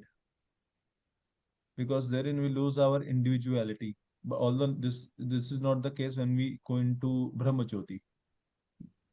So I want to ask that after we enter the what do we say that body of the Lord and we lose our individuality. So like after that we again come out, we fall down from that, and then we again acquire the individuality as per after we fall down. I mean, what's the details regarding that? You are saying from the Sayuja Mukti? Yes, yes. From Sahaji Mukti, after we enter the body, we No, lose the no. It individuality. is that soul is permanently destroyed. This is how it is explained in Jayavadhan. Because it is merged into Okay. Lord's body. So then there is no individual identity which is there. It is like the river, it merges into the ocean. So then you cannot pinpoint where it is, the river exactly is there in the ocean. Forever, that is there. That is why it is not a spiritual Okay. system. So okay. So when the soul ceases to exist after that. Yes, in an individual form. Yes. So basically, I mean, it becomes one with the Lord, and it just doesn't exist. I'm not existing in a way. I'm gone totally. The individual existence of the soul is destroyed. The soul is Yeah, yeah, yeah. the sentience is anyways there. Reverse water when it merges into steel, water is still there. Mhm. But the individual identity of the river is gone. So from this, it appears that at one point of time, soul did have an origin when it came out from the what do we say spiritual from the Lord. If we are ceasing to if I'm just merging into the body and individuality is lost, so it means there was a time when soul acquired individuality, it came into No, no, it is not existence. in this way. It is not that that which is destroyed has an existence also. If you see, there are four types of abhavas, which is prag abhava, pradhams abhava, which is there. So in this way, it is to be put, then it is in the form of pradhams abhava, which is there. Because it is getting destroyed, it doesn't mean it has a lot of origins. Even if it has an origin, because we have the description from Jaiva Dharma that the jivas they coming out from from Baldev's body, from Mahavishnu's body. You can read it from there, 14th, 15th chapter. It is not at a particular period of time because this is beyond the time which is there, per se, which it happens. Although we understand it in the frame of time, so we use the word origin and destroyed, but even this destroyed when we say It is not in the way of in the understanding of the time frame which we understand. It is to be there. It is just Jaiva Dharma, Bhaktivinoda Thakur, because he has just simplified that spiritual subject in a gross way so that we can understand. If you read carefully the 14, 15, 16, 17 chapter of Jaiva Dharma, or better to read from the first chapter itself so you will understand the entire context. So therein it has been explained. Vajranath is explained, asking the questions which is there. So because it is destroyed, it has like a origin, it is not in this way. But it has been explained in some in scripture that of course everything comes from Krishna. So the soul in that way comes from the effulgence of Krishna, from the Lord's body. So if you are to take that as origin, then you can take it as. And Roji, like in the Brahman effulgence, when this Brahmavadis, of course, I do understand that they go into the Brahman effulgence, but the Mayavadis, they also go, or they just think they will be going, but they don't go at all, and that's why it's written Vimukta Manina. They Yeah, consider so themselves that Vimukta. they strive for it. Some of them succeed and then they very few of them because most of them because Brahman effulgence is a very difficult thing. The thing is, Sahaja Mukti is still in a way easier than that. They have a good, they have complete, they are like us. They have full understanding. Goloka, this is there, everything, this, mad. But they still desire to merge into their Lord's will. They are like us. Mayavad is a very different thing. They have to, because they want to get rid of this body. They don't have the understanding of the spiritual body. Okay? Some may have that also. Then they aim to stop all the activities of our body, which is very difficult because as we say, na jatu tishmya karma parse. Not even for a single moment it can be there. So mostly they fall down from their path. Some way or the other, if they are able to if they are able to achieve, so they come to Brahman effulgence. That also, as it is explained, that bhakti is independent of jnana and karma. But jnana and karma, they require bhakti. So when they are very much striving for this, they also begin worshipping the Lord. They worship the Lord properly. If you tell them Krishna is the supreme personal Godhead, they will say yes. They will say Krishna is a form, they will say yes. They will perform everything. They are like us. Everything they will do. And why? To attain that Brahman realization. Which they have a misconception of that being same to as being Ishwar. Okay. So somehow they attain that because they are doing it through bhakti. They are so much adamant to attain Brahman effulgence. So Lord gives them the Brahman effulgence. So then they remain in the Brahman effulgence, ideally sitting. But then again the desire after of course countless number of years, but still the desire manifests and then they again come down to this.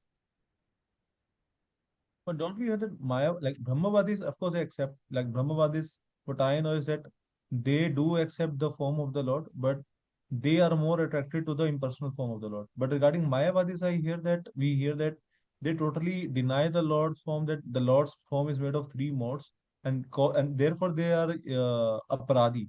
And therefore we hear that they don't even enter only. I mean, this is what I heard, that they don't even enter only the Brahman form, impersonal form. Only the Brahmavadi enter.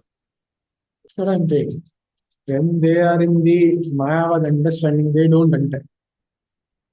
To attain what they aspire from Brahma effulgence, at the mature stage, they understand that bhakti is needed. So then they begin to do bhakti also. Bhakti in the sense not the way we do, but worshipping the Lord, aradhana in the sense. Praying, not praying in the sense, but aspiring for. So they have the feature of Paramatma worship, Vishnu worship, whatever it is there. Or they have the Pancha Upasana, which is there. And because of their Upasana, then they attain the Brahman effulgence. So from then there, that Mayavad conception is over. After Okay. that, they attain it. But it is at a very mature, I mean, they understand it. It is not possible. Upasana is needed. And they understand it is not in just this one lifetime. After countless lifetime also, after many, many lifetimes, they have this understanding. So that is how it is there. But it is very seldomly it is there. Very few of them they attain this. Clear? Okay. And just, it's just one more last question. it's regarding that the this do we say the Lord's glance. You were saying that that of course Lord's glance contains two things. One is the Jiva Shakti, another is the Kala Shakti. That you're saying that Rama carries the glance and it carries it to Shambhu, and that Shambhu comes in contact with Prakriti, and then it causes the creation of material world. Hmm. But I've also heard that Shambhu is itself the glance personified of that. I mean, the personification of that glance is Shambhu only of that. I said, no, there are, see, there in Brahma Samhita, Bhakti Saranga Thakur says it is the halo. So it is the glance personified, and some say it gets the glance. Both the way it is explained. Now, how exactly it happens, we don't know because it is not the mechanical carrying and handing over it to Shambhu, mechanical giving it to. In Brahma Samhita, it is actually clearly explained. But the way it is explained, and Gokul Chandra Guru also in his lecture, he says that he carries the glance and then it gives it to uh, Maya, which is it. So now, how exactly it functions, we don't know. But yes, Shambhu is the halo form of effulgence of the Lord. But this Shambhu, it is also the glance personified. It is also the effulgence of the glance or the halo, or it is also a distinct personality who is given the glance. All three explanations are. One way, I mean, this is my way of how it is to be, um, Simulated. how it is to be do the samanvaya is that we have the wire and we have the electricity going through the wire. So the electricity is the glance of the Lord. Only consists of the Kal, Karma, or something. The wire itself is the Shambhu. Okay. That motion itself is like how the Ramadevi does that. And so the wire it connects. So from one end, from transmitter, we have the electricity going to the fan. So the wire gives the electricity from transmitter or from whatever it is to the fan. So in a way, wire is giving it to fan. So that wire is Shambhu. So that is how it is giving it to fan. So that is how one way. And I think so. Because in the Guru also he uses analogy. Maybe forgetting sometimes, but this is how is explained. Actually, even in if you want to have more understanding, in VIHE, Viraja Institute of Higher Education, His Holiness Bhakti Chaitanya Swami Maharaj, he had conducted one seminar on Brahma Samhita. So you can go through that. He has given this explanation, this electricity and power explanation. He explains. So that is how he is explained. Okay, thank you. Thank you. Okay.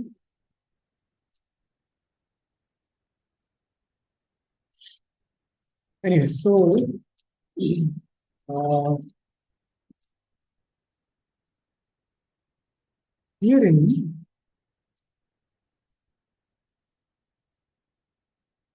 yeah, that verse was 10.2.32. Yanyaram Daksha Muktamaninas Maninas Toyasta Bhava Vishuddha Vidya Aruya Kutre Parampadam Patanti Ado Anadruta Yashmadam Grayaha. They fall down from their position of imagined superiority because they have no regard for your lotus feet. Imagine position of superiority because they think now they have attained everything. That is how it is there.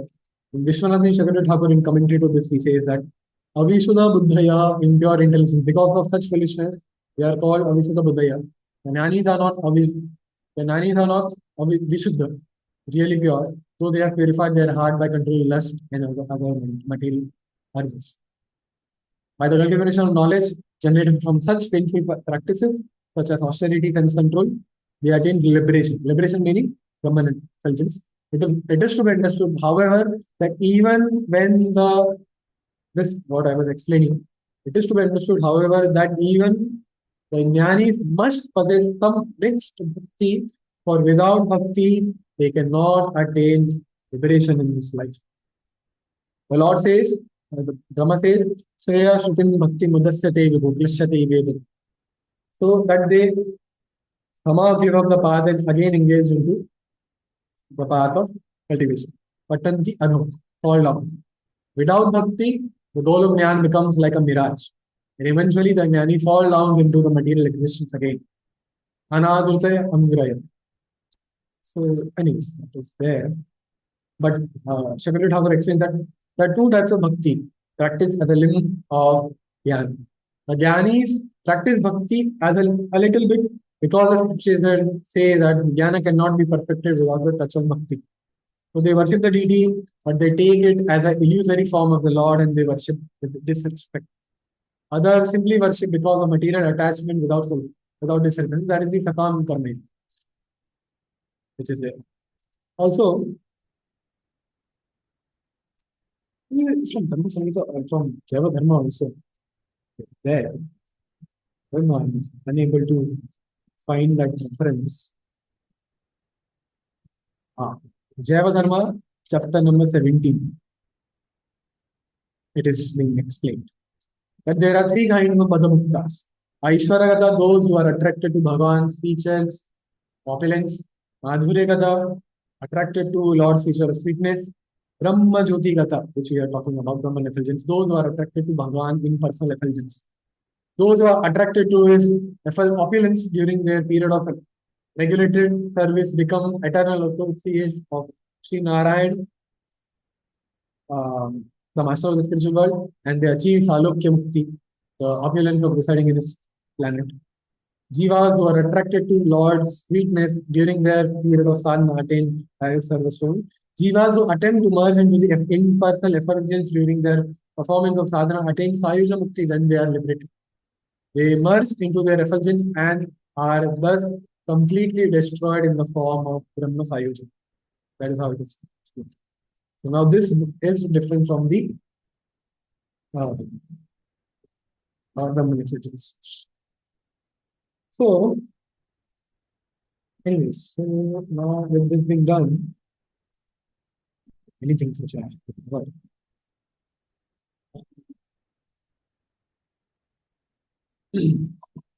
So, Lord glances, Kala Shakti, Jiva Shakti, consisting of Karma and Swabhava. Rama Devi, Shambhu touches Maya Devi, Pradhana, Prakriti, Mahatattva, Sutra Tattva, Ahamkar in the three forms, Rajas, Tamas, Sattva, they forming all the 25, all the elements which are there. So all the elements, they are there. Okay. And then when we have the description, that all the elements which were there, but still they were not, the process of creation was not going further. Okay. So then the personified deities of all the elements, they come, they offer prayer to the Lord, and what will we do? Nothing is happening. That is the Purusha Sutta prayers.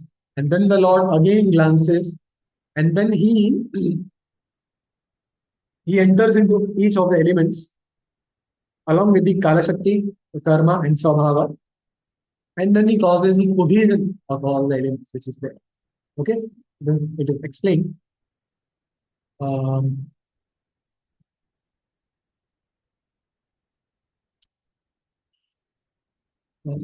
Samhita, Bhagavatam.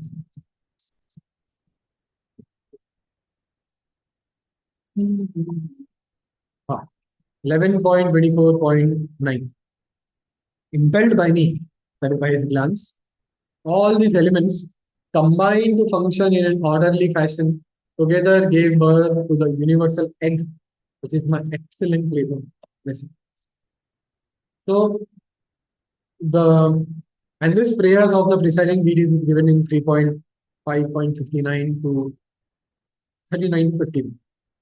Then the Lord sends forth his cohesive energy, Vibhat Shakti, which causes the amalgamation of all the elements and which leads to the formation of the Hiranyagarbha golden universal eggs, which is there.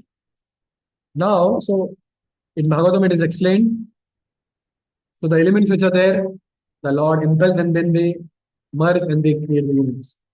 In Brahma Samhita, we have 5.13. Tad Roma Bija Jaleshu Bijam Sankarshanasya Ja Aimani Annani Jatani Mahabhutavritani tu. The spirit souls, jivas, in combination with the material nature, had been resting in the course of Sankarshan. Sankarshan is Mahavishnu. Why so? Because Mahavishnu comes from Sankarshan. He comes from Sankarshan. Then they take the form of golden eggs covered with the form of five great elements, universes in primitive forms, and before they combine. Then it is explained that its seeds exist within the hair holes of Sankarshan. It refers to Jiva Goswami is commenting on these words. Refers to the Jiva who is placed in the womb of Prakriti. And then what is that? 5.13. That this and it is also explaining, it is also depicted in the Golokacha. So these universal um, universes, they come out from the pores and then they go into the chamber of the Prakriti, and then they are covered by the 10 layers. So now then there are apparently two contradictions. Bhagavatam is saying that the elements which are there, okay, they are there. They, by the Bibrat Shakti of the Lord, cohesive energy, they mix and they form the Brahmanda, and then the layers are formed. Brahma Samhita is saying that the Brahmanda already are there in their primitive forms. Then they go into the chamber of the Prakriti, then they are covered by it. How it is to be reconciled? The reconciliation is that after the glancing on the material nature, from his hair pores, the golden eggs of the universe, without any covering, in their primitive form, they are emanated and they go into the material nature's chamber. Now, this chamber, what I am using from the Samhita, Saraswati Thakur uses that. After the manifestation of all the elements, so now this is where they go into the chamber, elements are manifested, they are there in an unmanifested state. The uh, the and they are there in their combined form. They form the form. They result in the forming of the uh, coverings of the universe. Okay, as noted by Srila Jiva Goswami also in this commentary to the Samhita. Srila Jiva Goswami also has written a commentary. Brahma Samhita.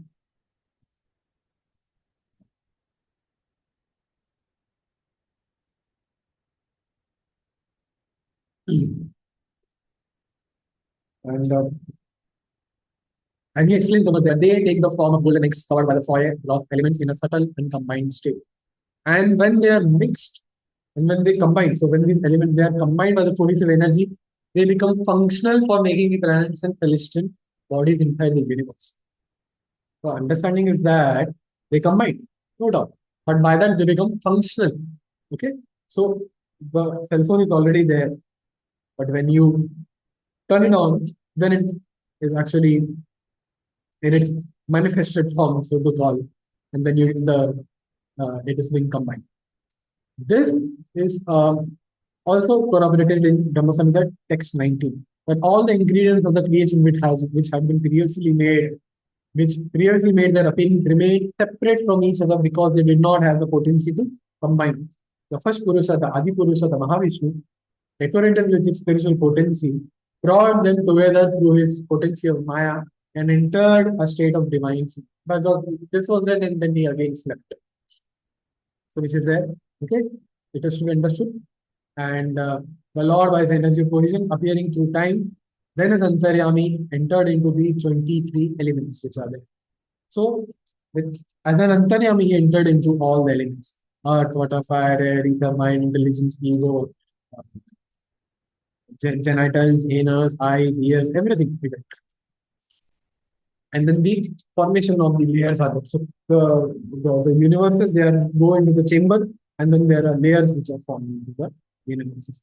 And in this way, the universe's egg remained floating in the Karana ocean for 1,000 years. The Lord then entered into the 1,000 celestial years. The Lord then entered into each of the universe along with the batch of jivas which he had placed in the Prakriti. So, with the glance, the Jiva Shakti was given in Pradhan. So in Pradhana, the Jiva Shakti is there. That is all the Jivas which are there, and also all the universes which are there. 1000 years it is like this. So now the Lord decides to enter into each of the universes. So he enters in the form of Sarva Vishnu. And he takes a batch of Jivas with him. And in that, so he enters in the universe. So up until now, we were outside of the universe. Now we are into the inside of the universe. What is happening? The Lord decides, he glances, Ramadevi carries a glance, Shambhu, he touches Maya Devi, Prakriti, Pradhana, Prakriti, Mahatattva, Sutra Tattva, Ahamkar Tattva in Darajas, Ahamkar Tattva in Samas, Ahamkar Tattva in Sattva, all the 23 elements which are formed. Five karmendriyas, five jnanendriyas, the mind, the intelligence, the prana, the five tanmatras, the five mahabhutas, all the big devtas which are all formed, these are the adi devtas which are there. They all are there, they are manifested, but they are in their unmixed state, unable to create further. The Lord mercifully then enters into all these elements as an Antyarayami, and also he sends forth his universes which are there. Now we don't know exactly when the universes are coming. Is it before the elements are in their unmanifested state, before the elements are created? When exactly it happens, we don't know. Simultaneously happening or which way, but because that is not how it is not explained in anywhere it is explained. So um, it is to be understood the way it is there. Okay, and anyways, so the universes they are coming in their primitive forms. They enter into the Prakriti, the Pradhana chamber. Then the elements merge and they become functional to create universes and to have planets and creation within the universes. The layers are formed, and then they like this they're there for 1000 years. After that, then the Lord again desires to um, he along with a batch of jivas he enters into each of the universes. He forms inside the universe. He fills the universe half, almost till half, with his perspiration. That is the Garbhodaka portion. And he dwells again there for 1000 years. Then the Garbhodaksha Vishnu which is there, he is there, and he sees that um, before that actually a universal form is manifest. Virata Purusha is manifest. Okay, this Virata Purusha is whether outside of his universe and inside of his universe. Apparently, it seems that both the descriptions are good because it is said that all the elements which were there they combined and a universal form was manifest. Also, it is said that the Lord entered into the universe. He was there and then he manifested. So it seems that both the times the manifestation is there. Okay, all the everything which is there. So the Bhagwan manifesting. So now this is inside the universe. Bhagwan, remembering the prayers of the personified elements, decided to create this universal form by his Chitta Shakti so that the elements could perform their function. Smaran Vishwasrujam Visho Vijnapitam Adochi. That is the Sanskrit which is there. So then, from that universal form composed of the mass jivas, mass of the jiva there. So all the jivas which were there, the sum total of that is also known as Hiranyagarbha because it is very shining. The Jiva Tattva, it is spiritual, so it is shining in nature. Okay? So that is how it has to be understood. And now inside the universe, so we have Garbhodaksha Vishnu inside the universe. And after that, now all the details and everything is explained. Again, the universal form is created. Okay? So this gigantic form now which has been created is the first incarnation blending portion of the triple soul. Super soul is the Garbhodaksha Vishnu. And in him rests the aggregate creation, which then flourishes. Then, so Garbhodaksha Vishnu is there. The all the jivas are there within his womb. He says that they want to do karma, and impelled by their karma and svabhava, the um, lotus gets emanated from his navel. That starts getting manifesting, and it is bluish. His navel becomes bluish in nature because of the karma. Because the jiva is there in his karana sharira, and it is there because of his karma, which is there. It is it becomes very bluish, and then we have the lotus manifest from there, and from there we have the birth of our Lord Brahma, which is there. Now, the universal form which is there, it desired different things and then different sense organs got created. The Lord desired to speak, mukham got created, the voice. So the sense organ is the mukham, voice. The subtle sense organ is the vachya, vak. That is, that is again English sense, voice. And the sense devta is Agni Dev. And the sensory perfect function is to utter words. The Lord desired to smell. So therefore, the nasika, nostril got created, the gross sensor. The subtle sense organ is grahana. Okay, if you see the word grahana, it's a word which is often used.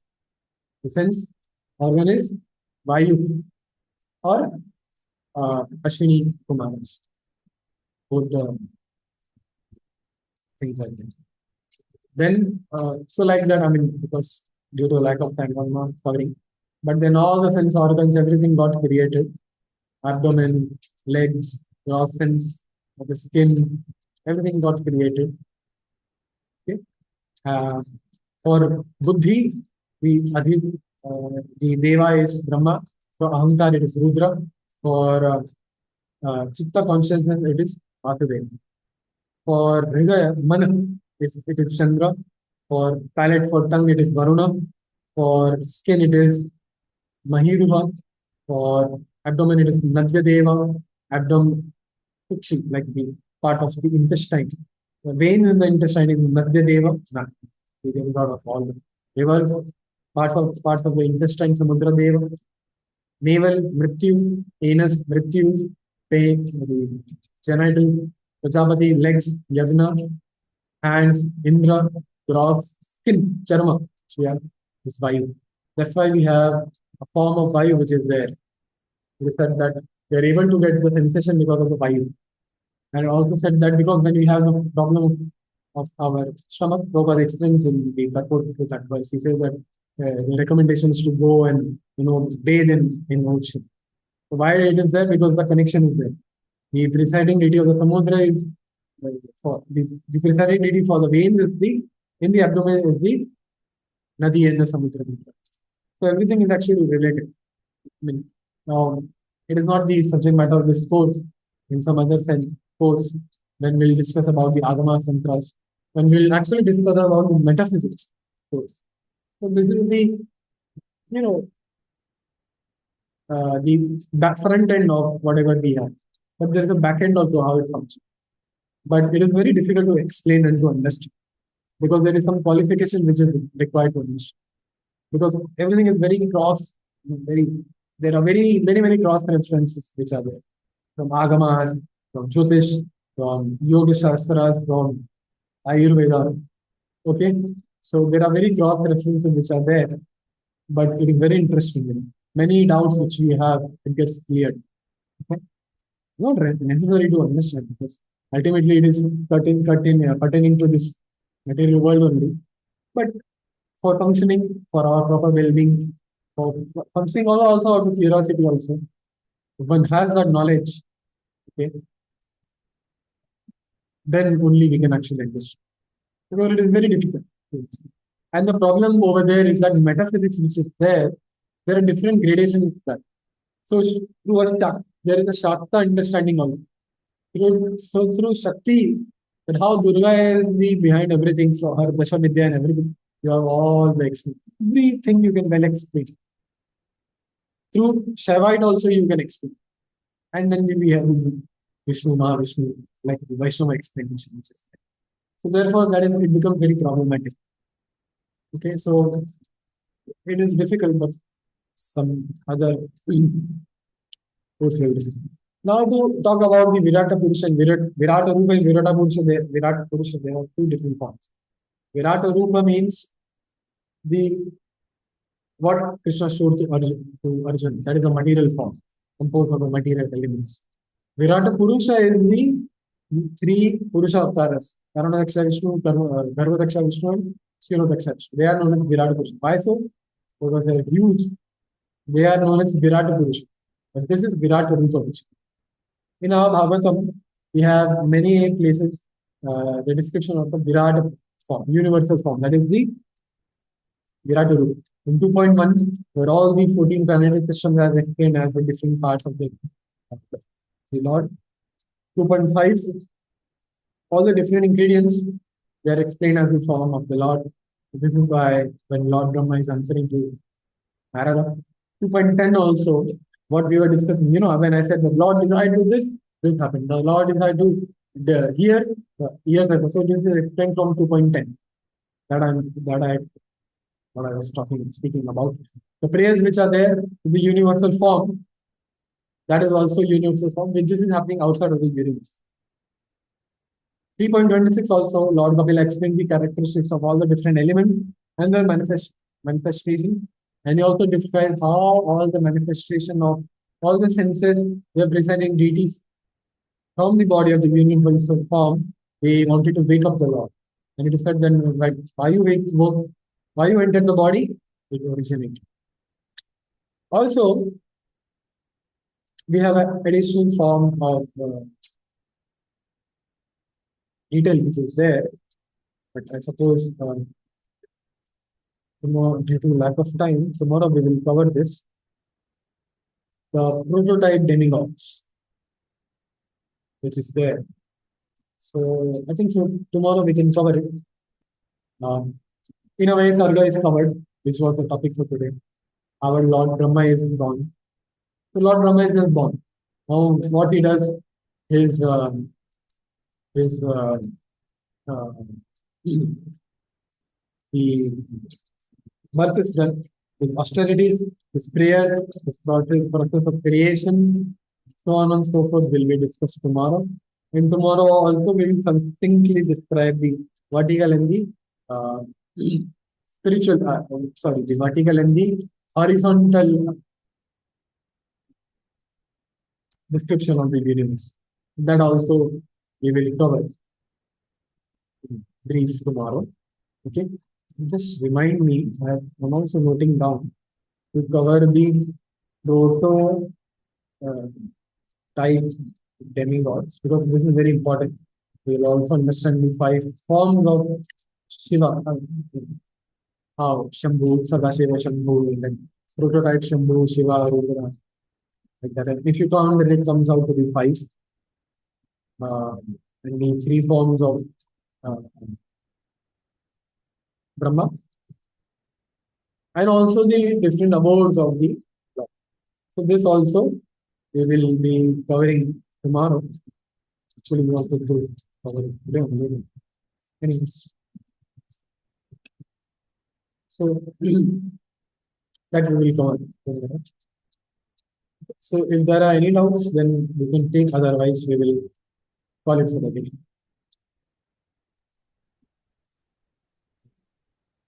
Hare Krishna, Prabhuji. Am I audible? Just a second.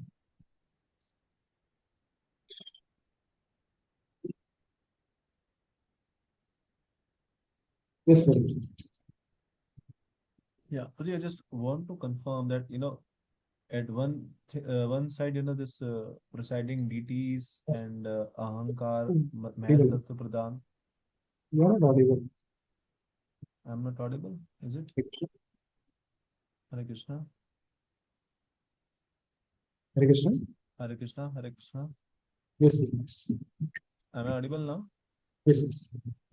Yeah, I just want to confirm that one side, all the presiding deities, I mean, this Mahat Tattva to Pradhan to all the elements and the presiding deities, and then they pray, and that Lord enters, and that all of them become active. One side, this thing is happening.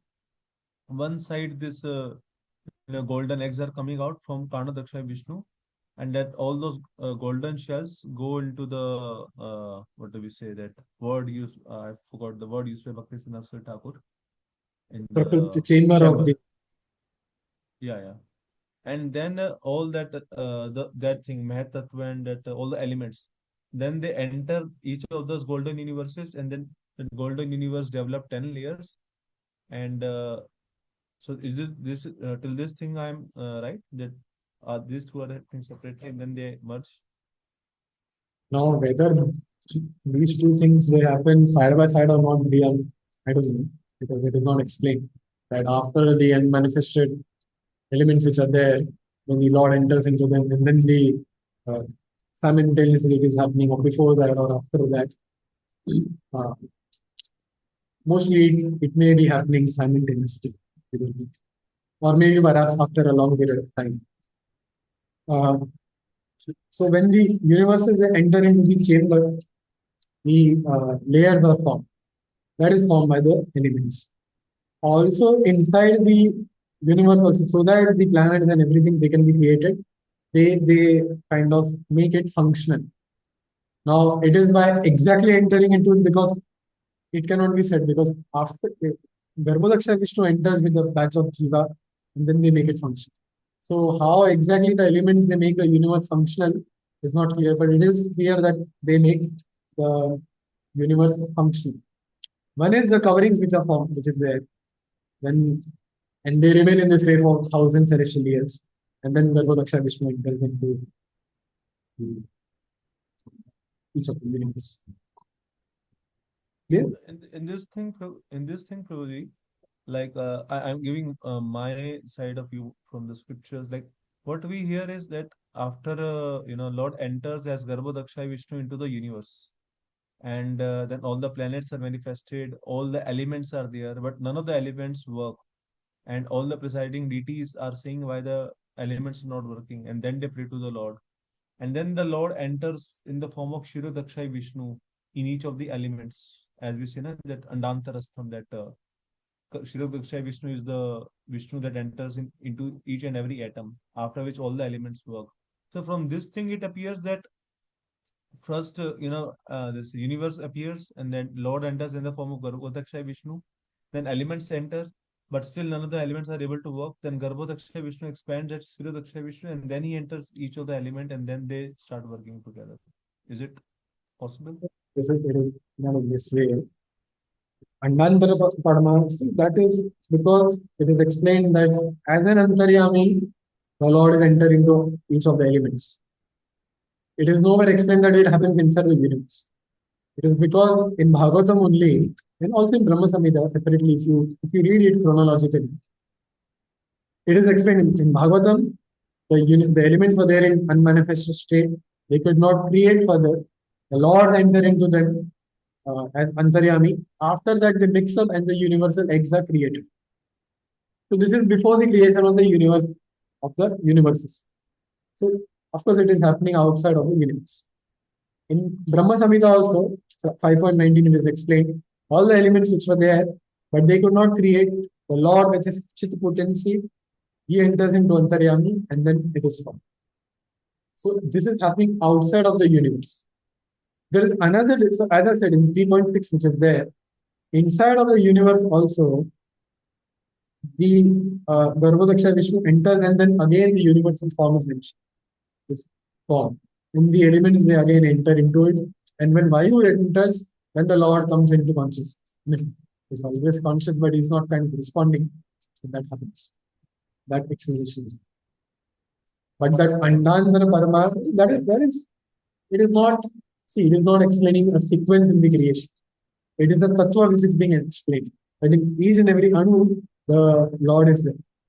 So even if it is, and it is not that only inside of the universe, it's also outside of the universe. Because those elements, they also enter into the universes, as I said in response to your previous question, that they make it function. So they have antaryami anyway in them. So in that way also that Anandara Parmanu is. But I'm not able to recall where in Bhagavatam, like this thing comes second or third canto, where it says that the Lord has done entered at the Garbhodaksha Vishnu. Then the lotus sprouts up. Brahma comes. Brahma does creation. All the demigods sprung up. Still, the activity is not able to happen in the universe. Then all the demigods of Brahma, I guess, they pray to Lord that nothing is happening. What is to be done? And then Garbhodaksha Vishnu expands into Shirodaksha Vishnu, and Shirodaksha Vishnu enters into each of the elements of which the presiding from deities are various 3.6. demigods. Okay, 3.6. Again, Okay. how the prayer, he remembers the prayers of the personified form. The Lord manifests the universal form, and from which he places for the Dirtha that is there. And the gross senses they also find their resting into the senses. So again, I said, the universal form is manifested outside of the universe and inside of the universe also. So Okay. again, the Lord is kind of entering into it. Okay. So here again, this side inside the universe also Lord is entering into each of them, and other says from that cycle of you know that glance to the point of creation of elements, there also is entering. So both the side is entering Because into I elements. don't have any reference which says that both the times it enters. But we can say Okay. Okay. even that Shirodaksha Vishnu enter into that. I mean, I have not found any reference. I mean, the thing is there na, that 3.6 only where is it that Garbhodaksha Vishnu expands and enters into each of the elements when demigods were waiting that why nothing is happening. And That is after outside the that, universe. Inside the universe, it is the form, the manifestation of the universal form, and how then when all the senses are entering, still there is no response. But when Vayu enters consciously, then I will okay, still check it. Shirodaksha Vishnu entering is something. okay, okay, okay. Thank you. 3.6 you are saying, no? Yes, yes, yes. Yes. See, because it is also need to be understood. Because in 3.6 also, particularly for 3.6 and for another chapter, they are uh, going inside and outside of the universe. Some details which are mentioned after, because we know this was this was done, and all of a sudden they mention detail. But that detail is happening outside of the universe. That is also there. As I said, that they skip the step, but they also kind of after the step 4, 5, then they are explaining the step. That is also there. Vishwanathan Chakravarti, if you read his commentary, he is also explaining. And also Parameshwar Prabhu in his Bhagavad Cosmology course, he is explaining. So they are going to and fro. It's very difficult. That's why we have to take not only the 1 chapter, we have to take Canto 2, Canto 3, Canto 11 also some has details, and also Brahma Samhita and other scriptures, and then we have to corroborate, explain. Because in Bhagavatam they go to and fro. Like how they merge the description of both the varas, very exciting. So it is difficult to actually how it is happening. So that is how it is. This is I think this is the reason. Just remembered it because either in Sarah Darshani or in the lecture I had heard that they are going to in 3.6. Okay, okay, okay, okay, got it. Yes, yes. Thank you. Hare Krishna. Bye-bye. Okay, so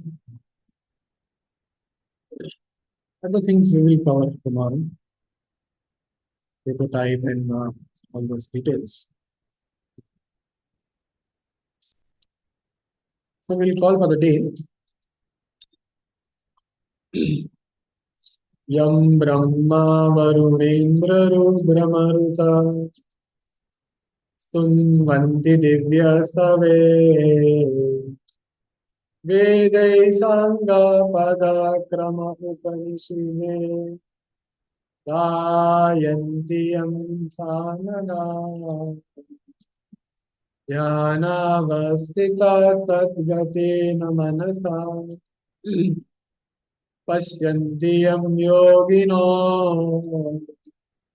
यस्यान्तं न विदुषुरसुरगणा देवाय तस्मै नमः